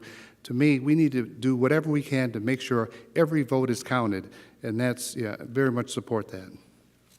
Thank you, Mr. Gregory. Mr. Myers? I am also absolutely in favor of Promote the Vote ballot initiative. I think that same-day registration for voting, automatic registration for voting when you turn 18, no reason absentee voting are all great ideas. I would go further. I would like to see voting Election Day be a state holiday, since I don't have the power to make it a federal holiday yet. Making it so more people can get to the polls, making it so people don't have to take time off of work, try to fit it into their lunch hour when lines can sometimes get up to 3 to 4 hours long. Yeah, thank you. Thank you, Mr. Myers. Ms. Ryder? I agree with what everybody has said. I think promote the vote is probably the most important proposal on the ballot. Well, hopefully will be on the ballot in November. People died so that we can vote in this country. It is very, very important that we try to encourage and allow everyone to vote and to have their say. It's very important to me, and I think it's very important to our democracy. I agree that we need early voting, same-day voting registration, no reason absentee ballot voting. Other states do it, so we can too. I don't buy the excuses that the Republicans are trying to throw at this. Thank you, Ms. Ryder. The next question will start with Mr. Gregory. What is your plan to ensure water quality in Michigan? Let me just say that from the incident that we had in Flint, we know that infrastructure is a major, major issue in the state of Michigan. And really, this goes to an infrastructure problem. It's water, but it's also, it's a lot of things that involve our quality of life. For me, I think that we do need to, that's another issue that needs to be highlighted as a priority within the state, because our infrastructure, the state of Michigan is becoming an older state. A lot of these communities are much older. And what we saw in Flint, I think you will see that in some other communities if we don't proactively try to get a handle on that and handle that. When it comes to water, obviously, that's the lifeblood of the state. It's the lifeblood of people, and we need to do whatever we can to protect the water and to protect the waters here, especially here in the state of Michigan with our Great Lakes. We know that through the years, we've always had even some other states that have wanted to tap into our water here. We have to do what we can to make sure that we maintain this water, that we maintain the purity of the water, that we make sure that the residents of the state are able to get this water at an affordable rate. Thank you, Mr. Gregory. Mr. Myers. Flint still does not have clean water. There are still people who are dealing with the effects of the water crisis to this day, and that needs to be addressed. Our infrastructure, our water infrastructure in this state is aging. There are some places in the Upper Peninsula that still have wood pipes. I'm not making this up, folks. It's ridiculous. I think a complete modernization of our water infrastructure, of all of our infrastructure, is necessary. We need to get rid of all the lead lines throughout the state, unless we want another Flint to happen. The people in Flint who are still forced to pay water bills for unusable water, they should be bailed out. There's no reason that we should allow Nestle to be able to take water out for cents on the dollar when people in Flint are still paying these outrageous costs. Thank you, Mr. Myers. Ms. Ryder. Again, I agree. Flint was absolutely a disaster, and it's not just Flint. It's actually happening in several other communities. I just read something recently. I think there's several things we need to look at. We need to properly fund our Department of Natural Resources and our Department of Environmental Quality.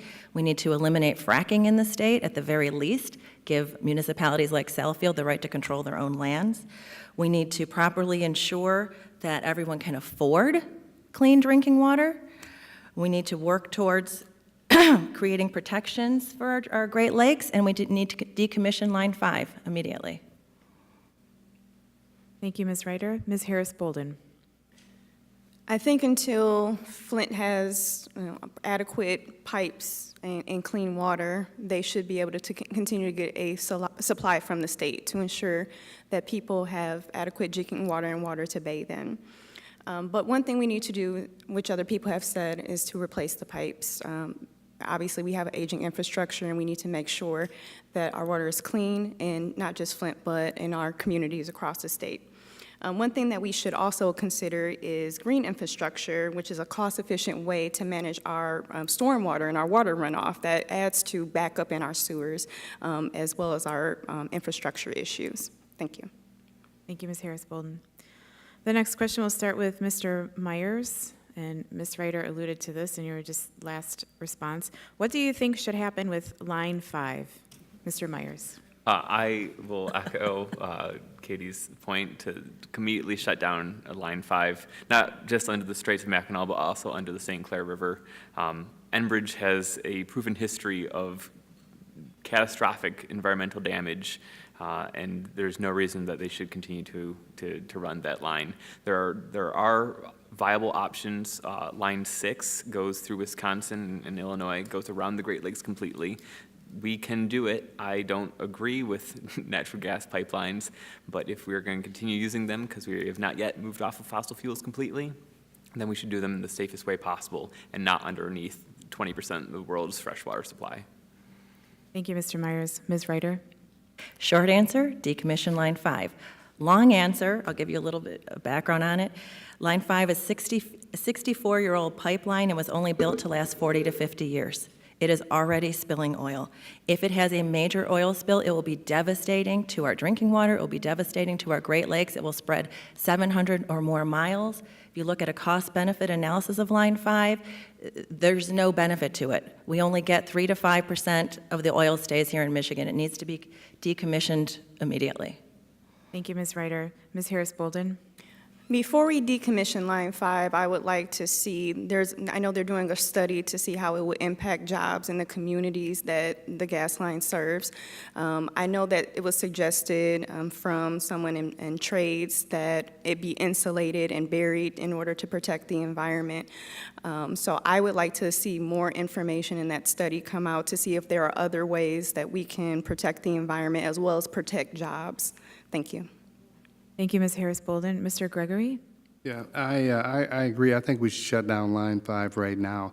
I think there's too much of a chance of a disaster that could happen that would affect way too many people. I just think that it's a ticking time bomb. The longer it sits there like that, anything can happen, so I think it should be shut down now. Thank you, Mr. Gregory. The next question will start with Ms. Ryder. What is your position on the minimum wage ballot proposal and why? Well, I believe we should raise the minimum wage to $15 an hour. I think right now, people living on the Michigan minimum wage can't even afford a 2-bedroom apartment. We need to raise it so that people can make a living, so people can feed their children, so that people can live just a basic life. So as a small business owner, I'm actually understanding of how businesses think about this and feel about it. It needs to be done in a smart way, and it needs to be raised over time so that businesses have a time to adjust, but I'm a strong proponent of raising the wage, minimum wage. Thank you, Ms. Ryder. Ms. Harris-Bolden? I agree with what Katie said. We need to raise the minimum wage to $15 an hour. We need to make sure that it's a living wage so that people can afford their basic needs. And we know that when they can't afford to do other things, then we end up paying the cost anyway. So we need to raise the minimum wage to make sure that we all have a desirable quality of life. And yeah, that's it. We need to raise the minimum wage. Thank you, Ms. Harris-Bolden. Mr. Gregory? I agree. We should raise the minimum wage to $15 an hour. I've had many discussions about this, and some of the restaurants and the companies themselves, they don't necessarily oppose the $15. Their concern is the tip wages, and that's where the biggest issue is right now, is with the tip wages. They say that some of the tip people make more than what the $15 an hour, and they just don't want to be in a position of saying that $15 an hour will be for everybody, and if you're making tip wages and it's more than that, that you would then be reduced back to the $15 an hour. So that's the issue, but that's the issue for some of the restaurant owners. But I agree that $15 an hour has to be a minimum. I think that it benefits everybody. Instead of some people working 2 jobs, it may be able to just have one job, and you can. It's not a lot of money, but it's enough to make it's a living wage. Thank you, Mr. Gregory. Mr. Myers? So the ballot initiative is from the group One Fair Wage, and it would raise the minimum wage to $12 an hour for both tipped and non-tipped workers. And that's certainly a start. Unfortunately, in Michigan, for a family of 4 to afford a 2-bedroom apartment and all living expenses for a month, comes out that they would need to be making $18.74 an hour. So while $15 an hour is certainly a start, it is just that, a start, and not the end product. I would like to see a minimum wage tied to the cost of living. I would love to see it index that, so when the cost of living goes up, the minimum wage goes up. There shouldn't be any reason that someone working 40 hours a week can't afford basic necessities of a house and food and shelter and utilities. Thank you, Mr. Myers. The next question will start with Ms. Harris-Bolden. Can you explain what Act 51 is and how those monies can be used in local municipalities? So Public Act 51 of 1951 is the formula that we use to allocate money to our roads.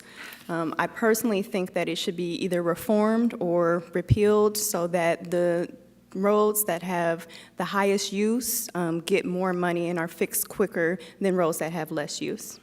Thank you. Thank you, Ms. Harris-Bolden. Mr. Gregory? Yeah, and under Act 51, it covers quite a few different things also. One of them is, and one bill that I had that was successfully passed with support from the Republicans, is the freeways as they go through your cities. And I'll use Madison Heights as an example. As that freeway goes through the city of Madison Heights, under Public Act 51, Madison Heights has to pay a portion of the repair work for that freeway, even though people are just passing through the city. They don't stop, they pass through. So we were able to make a change to Public Act 51, one of the first changes that's happened in probably 20, 30 years, but we were able to change that so the city no longer has to pay that money to the state. The Michigan Department of Transportation covers all the costs for the repair work on those freeways that travel through. And it's not just, obviously, Madison Heights, it's also Troy and some of the other bigger cities. Any freeway that goes through a city, you would no longer have to pay. But these are some antiquated rules in this Act 51, and they all need to be addressed and updated to the current standards of these communities. Thank you. Thank you, Mr. Gregory. Mr. Myers? Yeah, I don't have much more to add other than what's been said, but I do support repealing and amending Public Act 51 to be more modernized and deal with the issues that we're facing today. Thank you, Mr. Myers. Ms. Ryder? And I agree with what pretty much everyone has said. I think Act 51 actually just needs to be repealed, and we need to start over. That act is, what, over 70 years old, or about 70 years old? We need 21st century funding to help us deal with 21st century problems. Our roads should not be funded like they were 70 years ago. We need to rethink it completely. Thank you, Ms. Ryder. The next question will start with Mr. Gregory. What is your proposal to lower Michigan auto insurance rates? Another good question.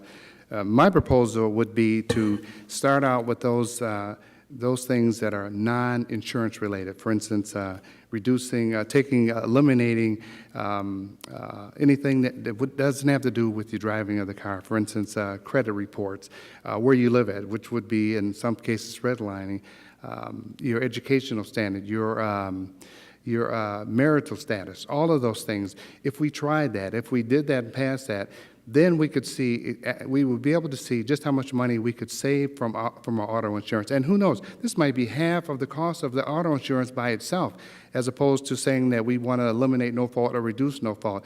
I am certainly opposed to just arbitrarily reducing the no fault and eliminating that without trying all of these other things first. Once we do that, then we can go back. Also, opening up the catastrophic fund and finding out just how much money is in the catastrophic fund, so we would have an idea of how much money is there and why and what we need to continue to pay for that catastrophic fund to cover all the people. Thank you. Thank you, Mr. Gregory. Mr. Myers? So Michigan drivers pay about 82% more than national average for car insurance, which leads to about 20% of Michigan drivers who are taking to the roads without any form of insurance. And certainly one of the reasons is because our insurance companies look at these non-driving factors to determine the rates. So I would strip that from them. I would make sure that our insurance is focused solely on our driving record, not anything to do with our credit score, not anything to do with our age, not anything to do with our education. Solely on our driving record. And yeah. Thank you, Mr. Myers. Ms. Ryder? Well, personal story, my daughter, she's back over there, moved here to help me with the campaign. She has a car that she bought a few years ago for $4,000. Her car insurance rates doubled the second she moved here, and she's now paying over $2,000 a year for a $4,000 a year car, or $4,000 car. It's absolutely ridiculous. The rates we pay are obscene. So what do we need to do about it? I agree with many things. We need to stop redlining. We need to make sure insurance companies cannot set rates based on anything other than your driving record. We need to know what's happening with this catastrophic fund. It's very opaque. There's no transparency. We need to see what the data is, how they're setting the rates. They need to be subject to FOIA requirements. We need to know what is going on with that fund. Currently, it's basically overseen by car insurance executives. We need to lower the health care prices for accident victims and tie it to the workers' comp rates. We also need to fix our roads, because one of the reasons our car insurance is so high is our roads are so terrible, and the car insurance, and we're paying for it through our car insurance. Thank you, Ms. Ryder. Ms. Harris Bolden. As an attorney, I actually practice in this area of law, so I have a lot of knowledge and skills regarding this issue. And I will say that no fault is a very complex, multi-layered issue. And while I agree that we are redline, which actually means that Southfield obviously has different zip codes, based upon your zip code in Southfield, you could be charged a different rate. Obviously, the marital status and the gender we're discriminated against, I do agree that they should be based upon non-driving factors.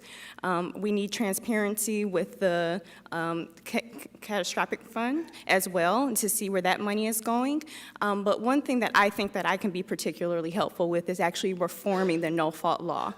A lot of the language in the no-fault law is ambiguous, and I won't take you through the gamut, but our legal standard for the third-party no-fault issue negligence standard is a serious impairment of an important bodily function. And attorneys argue over this over and over and over, and that's where I can be helpful. Thank you, Ms. Harris Bolden. The next question will start with Mr. Myers. Do you support the recreational marijuana proposal? Why or why not? I do support it. I make no secret of the fact that I'm a member of the Michigan Democratic Party's Cannabis Caucus. The state of Colorado took in almost $700 million in their first year from the revenue on cannabis sales, and we need that revenue in the state. There's been some talk for using that money to help fix our roads, a pot for potholes plan. I would also like to see that money go towards our education system. Cannabis should be taxed like any other sin item like tobacco or alcohol. And that money should be used to promote education, to make sure that our kids stay in school and aren't doing drugs. I am in support of the ballot measure. I think that it sets the legal age exactly where it should be. We've seen that prohibition has not worked in the past, and so I believe that going forward, recreational cannabis being legalized is the right step forward for Michigan. Thank you, Mr. Myers. Ms. Ryder. I think the discussion right now really needs to be focused on when this passes, because I think the question is not if, it's when. I'm personally going to vote yes on it, so I'll say that right now. But I believe we need to discuss how we're going to regulate it and make sure that it doesn't get in the hands of children, make sure that cities have the ability to decide where they want dispensaries, if they want dispensaries, make sure that we have provisions for how we're going to handle people driving. We don't want them driving and using marijuana any more than we want them driving and using alcohol. Make sure we have provisions for businesses. We need to know how we're going to regulate it. So that's where I'd like to see the discussion focused on. I would also like to see the taxes on marijuana be used to fix the roads and to go towards public education. Thank you, Ms. Ryder. Ms. Harris Bolden. I do support the marijuana initiative. I think we need to tax it and regulate it like alcohol. I do believe it will pass. Like Katie said, it's not a matter of if, it's a matter of when, so we need to get ahead of it and make sure that it's regulated properly. I was a court-appointed criminal attorney in 46th District Court, and there was a gentleman when I was practicing one day that told him about how a joint in a car basically ruined his life. He went to Grand Valley State University, his friends had some marijuana in the car, and then he was before the judge and thought that his life was ruined. So I was able to talk to him and give him some words of encouragement, but when this passes, we need to make sure that we expunge the records of people of nonviolent cannabis charges. Thank you. Thank you, Ms. Harris Bolden. Mr. Gregory. Yeah, thank you. Well, it's one thing about going last, everybody's already answered the question. So I'm supportive of this. I think that it's something that has been, we've seen from the medical marijuana that this is, with the medical marijuana, it has not created any real problems for our state of Michigan. The only real problems was how it was put out and how it was monitored. And there was a lot of confusion when that first happened with some of the different police agencies. I do believe that we've learned from that, and I think that with this recreational marijuana, we should be able to do a much better job of handling this once this is legalized, and again, I am supportive of it. Thank you, Mr. Gregory. The next question will start with Ms. Ryder. You all right? I'm ready. Are you in favor of tax abatements that are traditionally given to large corporate interests? Sorry.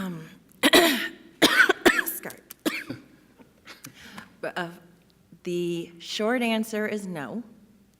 The long answer is it's a little more complicated than that. Primarily, no. I think we give way too much corporate welfare. Research shows that dollars invested in education do a much better job of creating jobs and helping the economy than tax abatements do. So in general, I'm going to say no.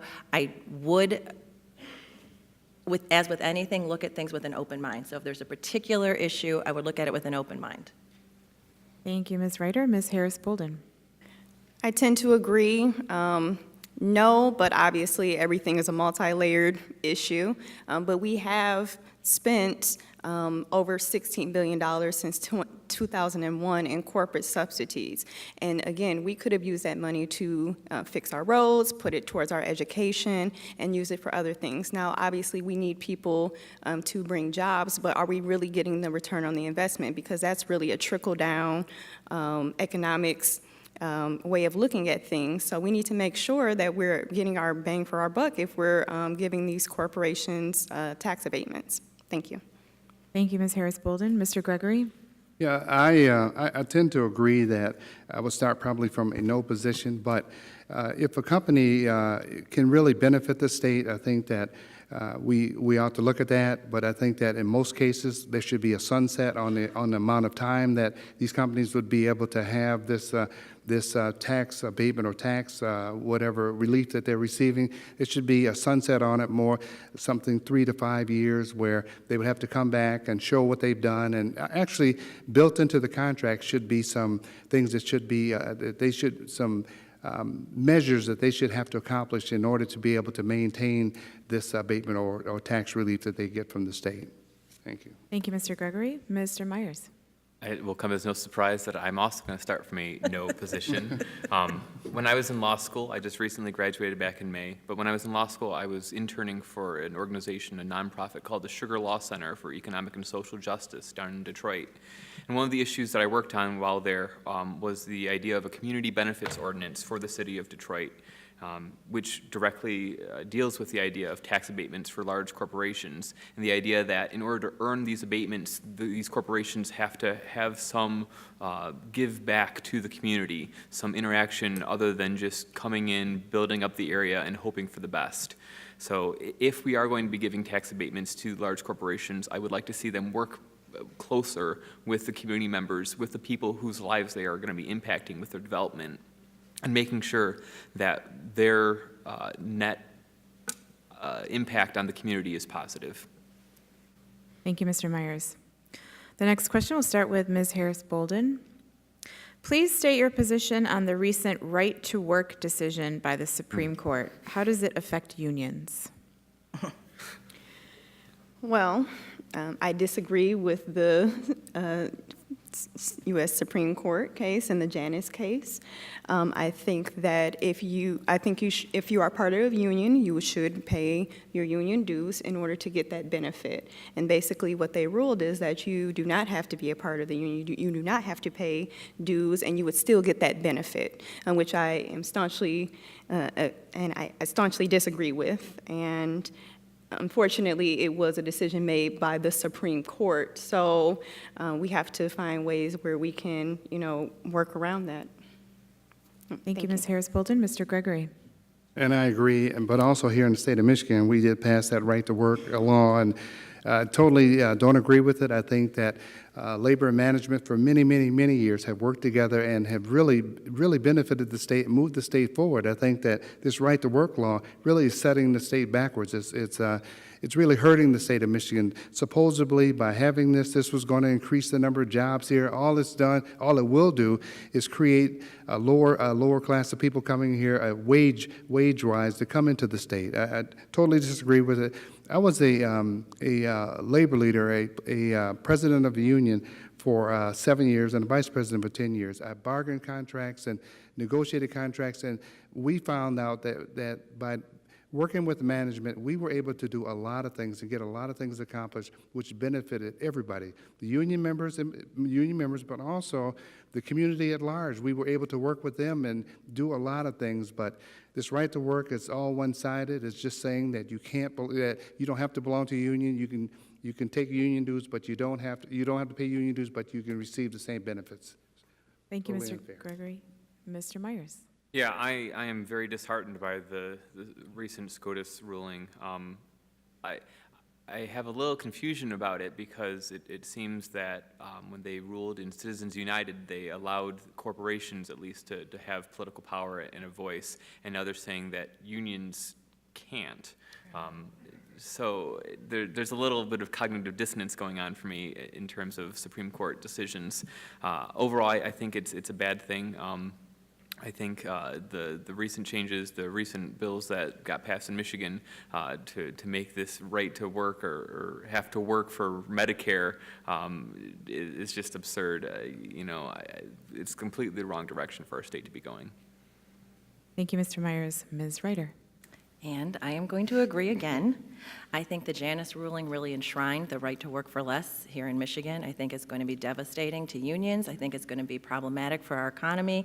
Those of us who grew up in Michigan, particularly probably in the 70s and 80s, know that the middle class was built on the backs of unions, and that without strong unions, we are really going to have a problem with our economy. So it really makes me think, again, we need to elect fighters to go up to Lansing, because we are going to have a battle on our hands. Janus is just the first of many rulings that are probably going to come down in the next few years that are going to be problematic for all of us. Thank you, Ms. Ryder. I think we've got time for a couple more questions. So the next question will start with Mr. Gregory. What is your position on the mental health delivery system in Michigan? Oh, the mental health delivery system, it's a big question, and to say it, answer it in a minute. But I'll tell you what, I'll just take parts of it. We've gone backwards in the state of Michigan with the mental health delivery here in the state of Michigan.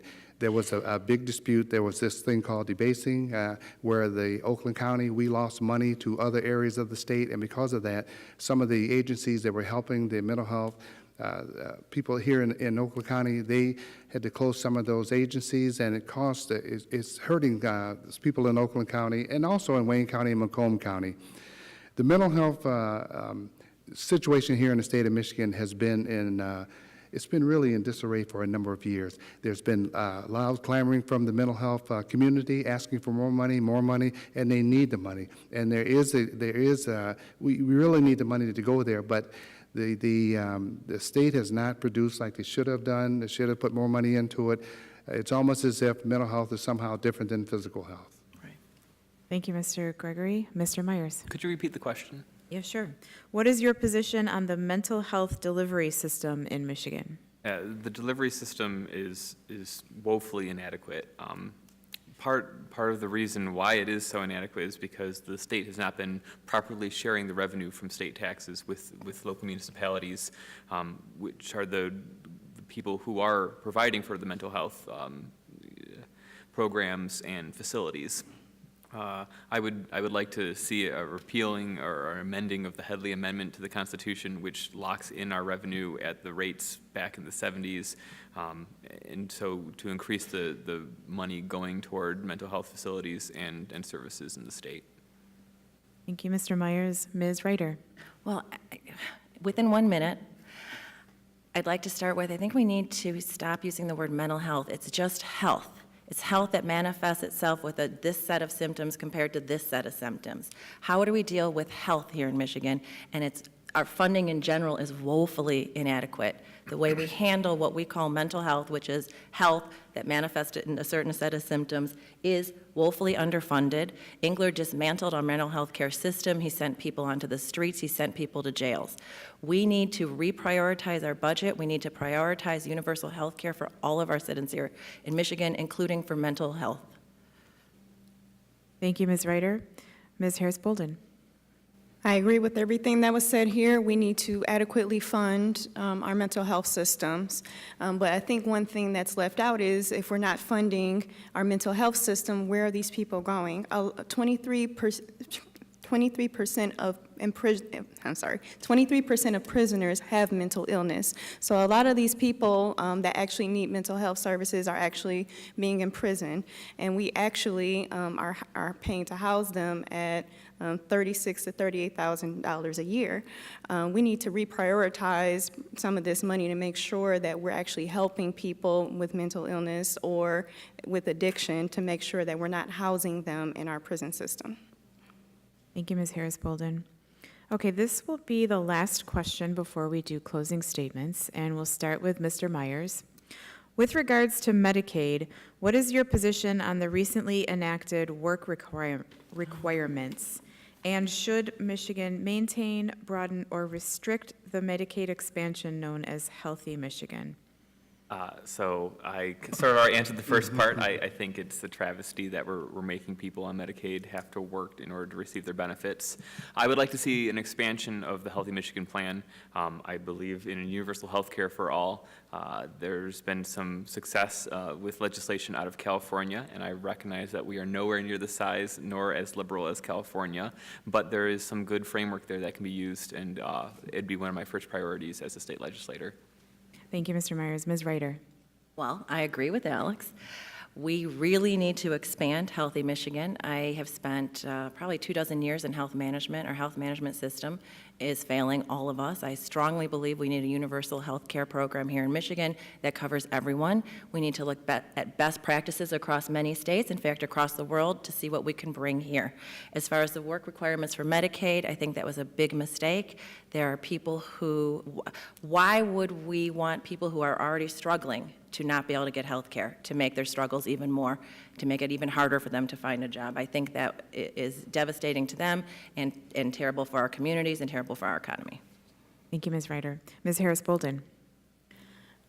I'm against the work requirements. I do think that we need universal health care, but I'm against the work requirements because I think what people don't realize is when you have to go to work, your expenses also increase. You have to pay for transportation, and we've already talked about why that's an issue here. Our no-fault car insurance premiums are high, our bus systems are not reliable, and our roads are terrible. Also, you have to consider the fact that a lot of people have children. Childcare is also extremely expensive, and so there is no besides, I know that there were some things built in if you're breastfeeding or some of that. I think all of the issues that come along with actually going to work have not been addressed. So I'm against the work requirement. Thank you, Ms. Harris-Bolden. Mr. Gregory. I am also against the work requirement. It is, to me, in my view, it's just a means of being able to kick more people off of Healthy Michigan. And that's really what it was designed to do. There's nothing in the bill that would help these people to be able to get to a job, even look for a job, any of that. It just says that if you don't meet this 80-hour requirement a month, then you will be eliminated from Healthy Michigan. And that's unfortunate, and it's really unfair for those people that really need it. But also with Healthy Michigan, I was a part of the subcommittee that there were 2 Democrats that were appointed to the subcommittee to help negotiate Healthy Michigan, and I was one of those 2 members to be able to negotiate it, and we were able to get it. Initially, the legislature, the Republican-led legislature, wanted some $10, $15 co-pays on the Healthy Michigan, but we were able to negotiate it down. We tried 0, but we were at least able to get to a small amount, and so what happened, 680,000 people were able to get Healthy Michigan in the state of Michigan. Thank you, Mr. Gregory. Okay, that concludes the question portion of the forum. Now you all have a chance to make a closing statement. We'll go in reverse alphabetical order, so we're going to start with Ms. Ryder. All right. Well, thank you, everyone who came here, and again, thank you to the League of Women Voters. I grew up here in Southfield, and it's my home. I moved back here in 2001 to raise my kids because I really love this community. A few years ago, watching the Flint water crisis unfold, it was really a call to action. I thought about what could I do, what would my skills and experience, where would my skills and experience work best? And that has informed my decision to run. I am truly running because I believe that everyone deserves the dignity of a healthy family, a healthy community, and a healthy economy, and we need leaders who are really going to fight for those ideals. Now more than ever, we need leaders who are engaged with the community, who will work with the cities and villages, who will educate and advocate for their constituents. We need leaders who are going to go up to Lansing each and every day, show up for every vote, and we need leaders who are going to fight not just against our fears, but rather fight for our dreams. I am not a career politician. I'm an activist with energy and drive. The same old inaction is not working anymore. We need leaders who will lead and fight for our ideals. Vote for me, Katie Ryder, katieryder.com. Thank you, Ms. Ryder. Mr. Myers. I would also like to thank the League of Women Voters for hosting this, the City of Southfield for letting us use the council chambers, all of you for showing up, and all of you at home for watching. We had a lot of topics for discussion here tonight. There's a couple things that we didn't get to touch, so I'm going to try to get through them as quickly as possible. Public transit, I think we need to expand and improve our public transit system. Our environment, I would like to see us go 100% renewable energy by 2025, which I know is very ambitious, but I am a very ambitious person. Our prisons need to be reformed. We need to shut down the private prisons. We need to end mass incarceration, especially for nonviolent drug offenses. If we are going to legalize cannabis, we need to ban the box in applications for jobs and for renting apartments and houses. We need to support local ISPs when net neutrality falls. We need to make sure that there are choices available for consumers so they aren't just stuck with AT&T or Comcast. I am a gay man. I am very passionate about the Elliott Larson Civil Rights Act and reforming it to include gender identity and expression. If you have any questions, please check out my website, Myers, M-E-Y-E-R-S, 4, mi.com. My name is Alex Myers. I look forward to your vote on August 7th. Thank you. Thank you, Mr. Myers. Mr. Gregory. Thank you, and I want to thank the League of Women Voters, and also thank you all for being here, and for those that are watching, because at least you're interested in what's going on in this election cycle, and we need that. We need that in a desperate way. I'm running for state representative. As I said, I've been a state senator for 7+ years, and I was a former state representative. I'm asking you to vote for me, to send me back to the House so that I can continue doing what I've been doing, and that's getting things done. I've gotten as I indicated, the Healthy Michigan was a part of that, and in the state legislature, a part of getting legislation for ballot initiative. Do you know that prior to that ballot initiative that came out, that Michigan had lost 5,000 ballots? They came in the day after the election, but that's been corrected now because of that bill. And also, as a county commissioner, when I was a county commissioner 10 years, the Catawba Oaks Park, I was able to move that along to be able to make that the first Oakland County park, southern end of Oakland County here. So I'm asking you to support me, vote for me when you go to the ballot, and help me to be able to go back to Lansing, to be able to do those things that will make this a better community. Thank you. Thank you, Mr. Gregory. Ms. Harris-Bolden. I'm Kyra Harris-Bolden, and I want to thank the League of Women Voters for hosting this forum tonight, and thank you to everyone for coming out and listening to us speak on these topics. I'm running because for far too long, Lansing has allowed our roads to crumble, has allowed our literacy rates to decline, and has allowed our no-fault premiums to skyrocket. I think we need a leader with bold ideas, with fresh ideas, and someone that can work across the aisle, and that's why I'm proud to say that I was endorsed by the Detroit News as a progressive candidate. As an attorney, I know how to work across the aisle. I've worked to settle cases every day, and I think that's extremely important. We also need representation that's going to see how the laws are actually going to affect them in the future. We need to be at the legislative forefront of these laws that will affect us. I'm Kyra Harris-Bolden, and I would like you to vote bold on August 7th. Thank you. Thank you, Ms. Harris-Bolden. Thank you to all the candidates for participating in tonight's forum. Thank you, audience, for being here tonight and submitting great questions. Thank you also to the City of Southfield for making this space available, and Cable 15 for filming tonight's event. When we know rebroadcast times from Cable 15, the League of Women Voters will post that on our website at lwvoa.org. Cable 15 will publish them as well. We also link to a video, an on-demand video, if that's available as well on our website. I encourage you to visit lwvoa.org for information on these candidates and others running in other races on August 7th, or go to vote411.org to be able to compare candidates and get information that way. The League of Women Voters is funded by contributions from concerned businesses and citizens. Our membership is open to women and men over the age of 16.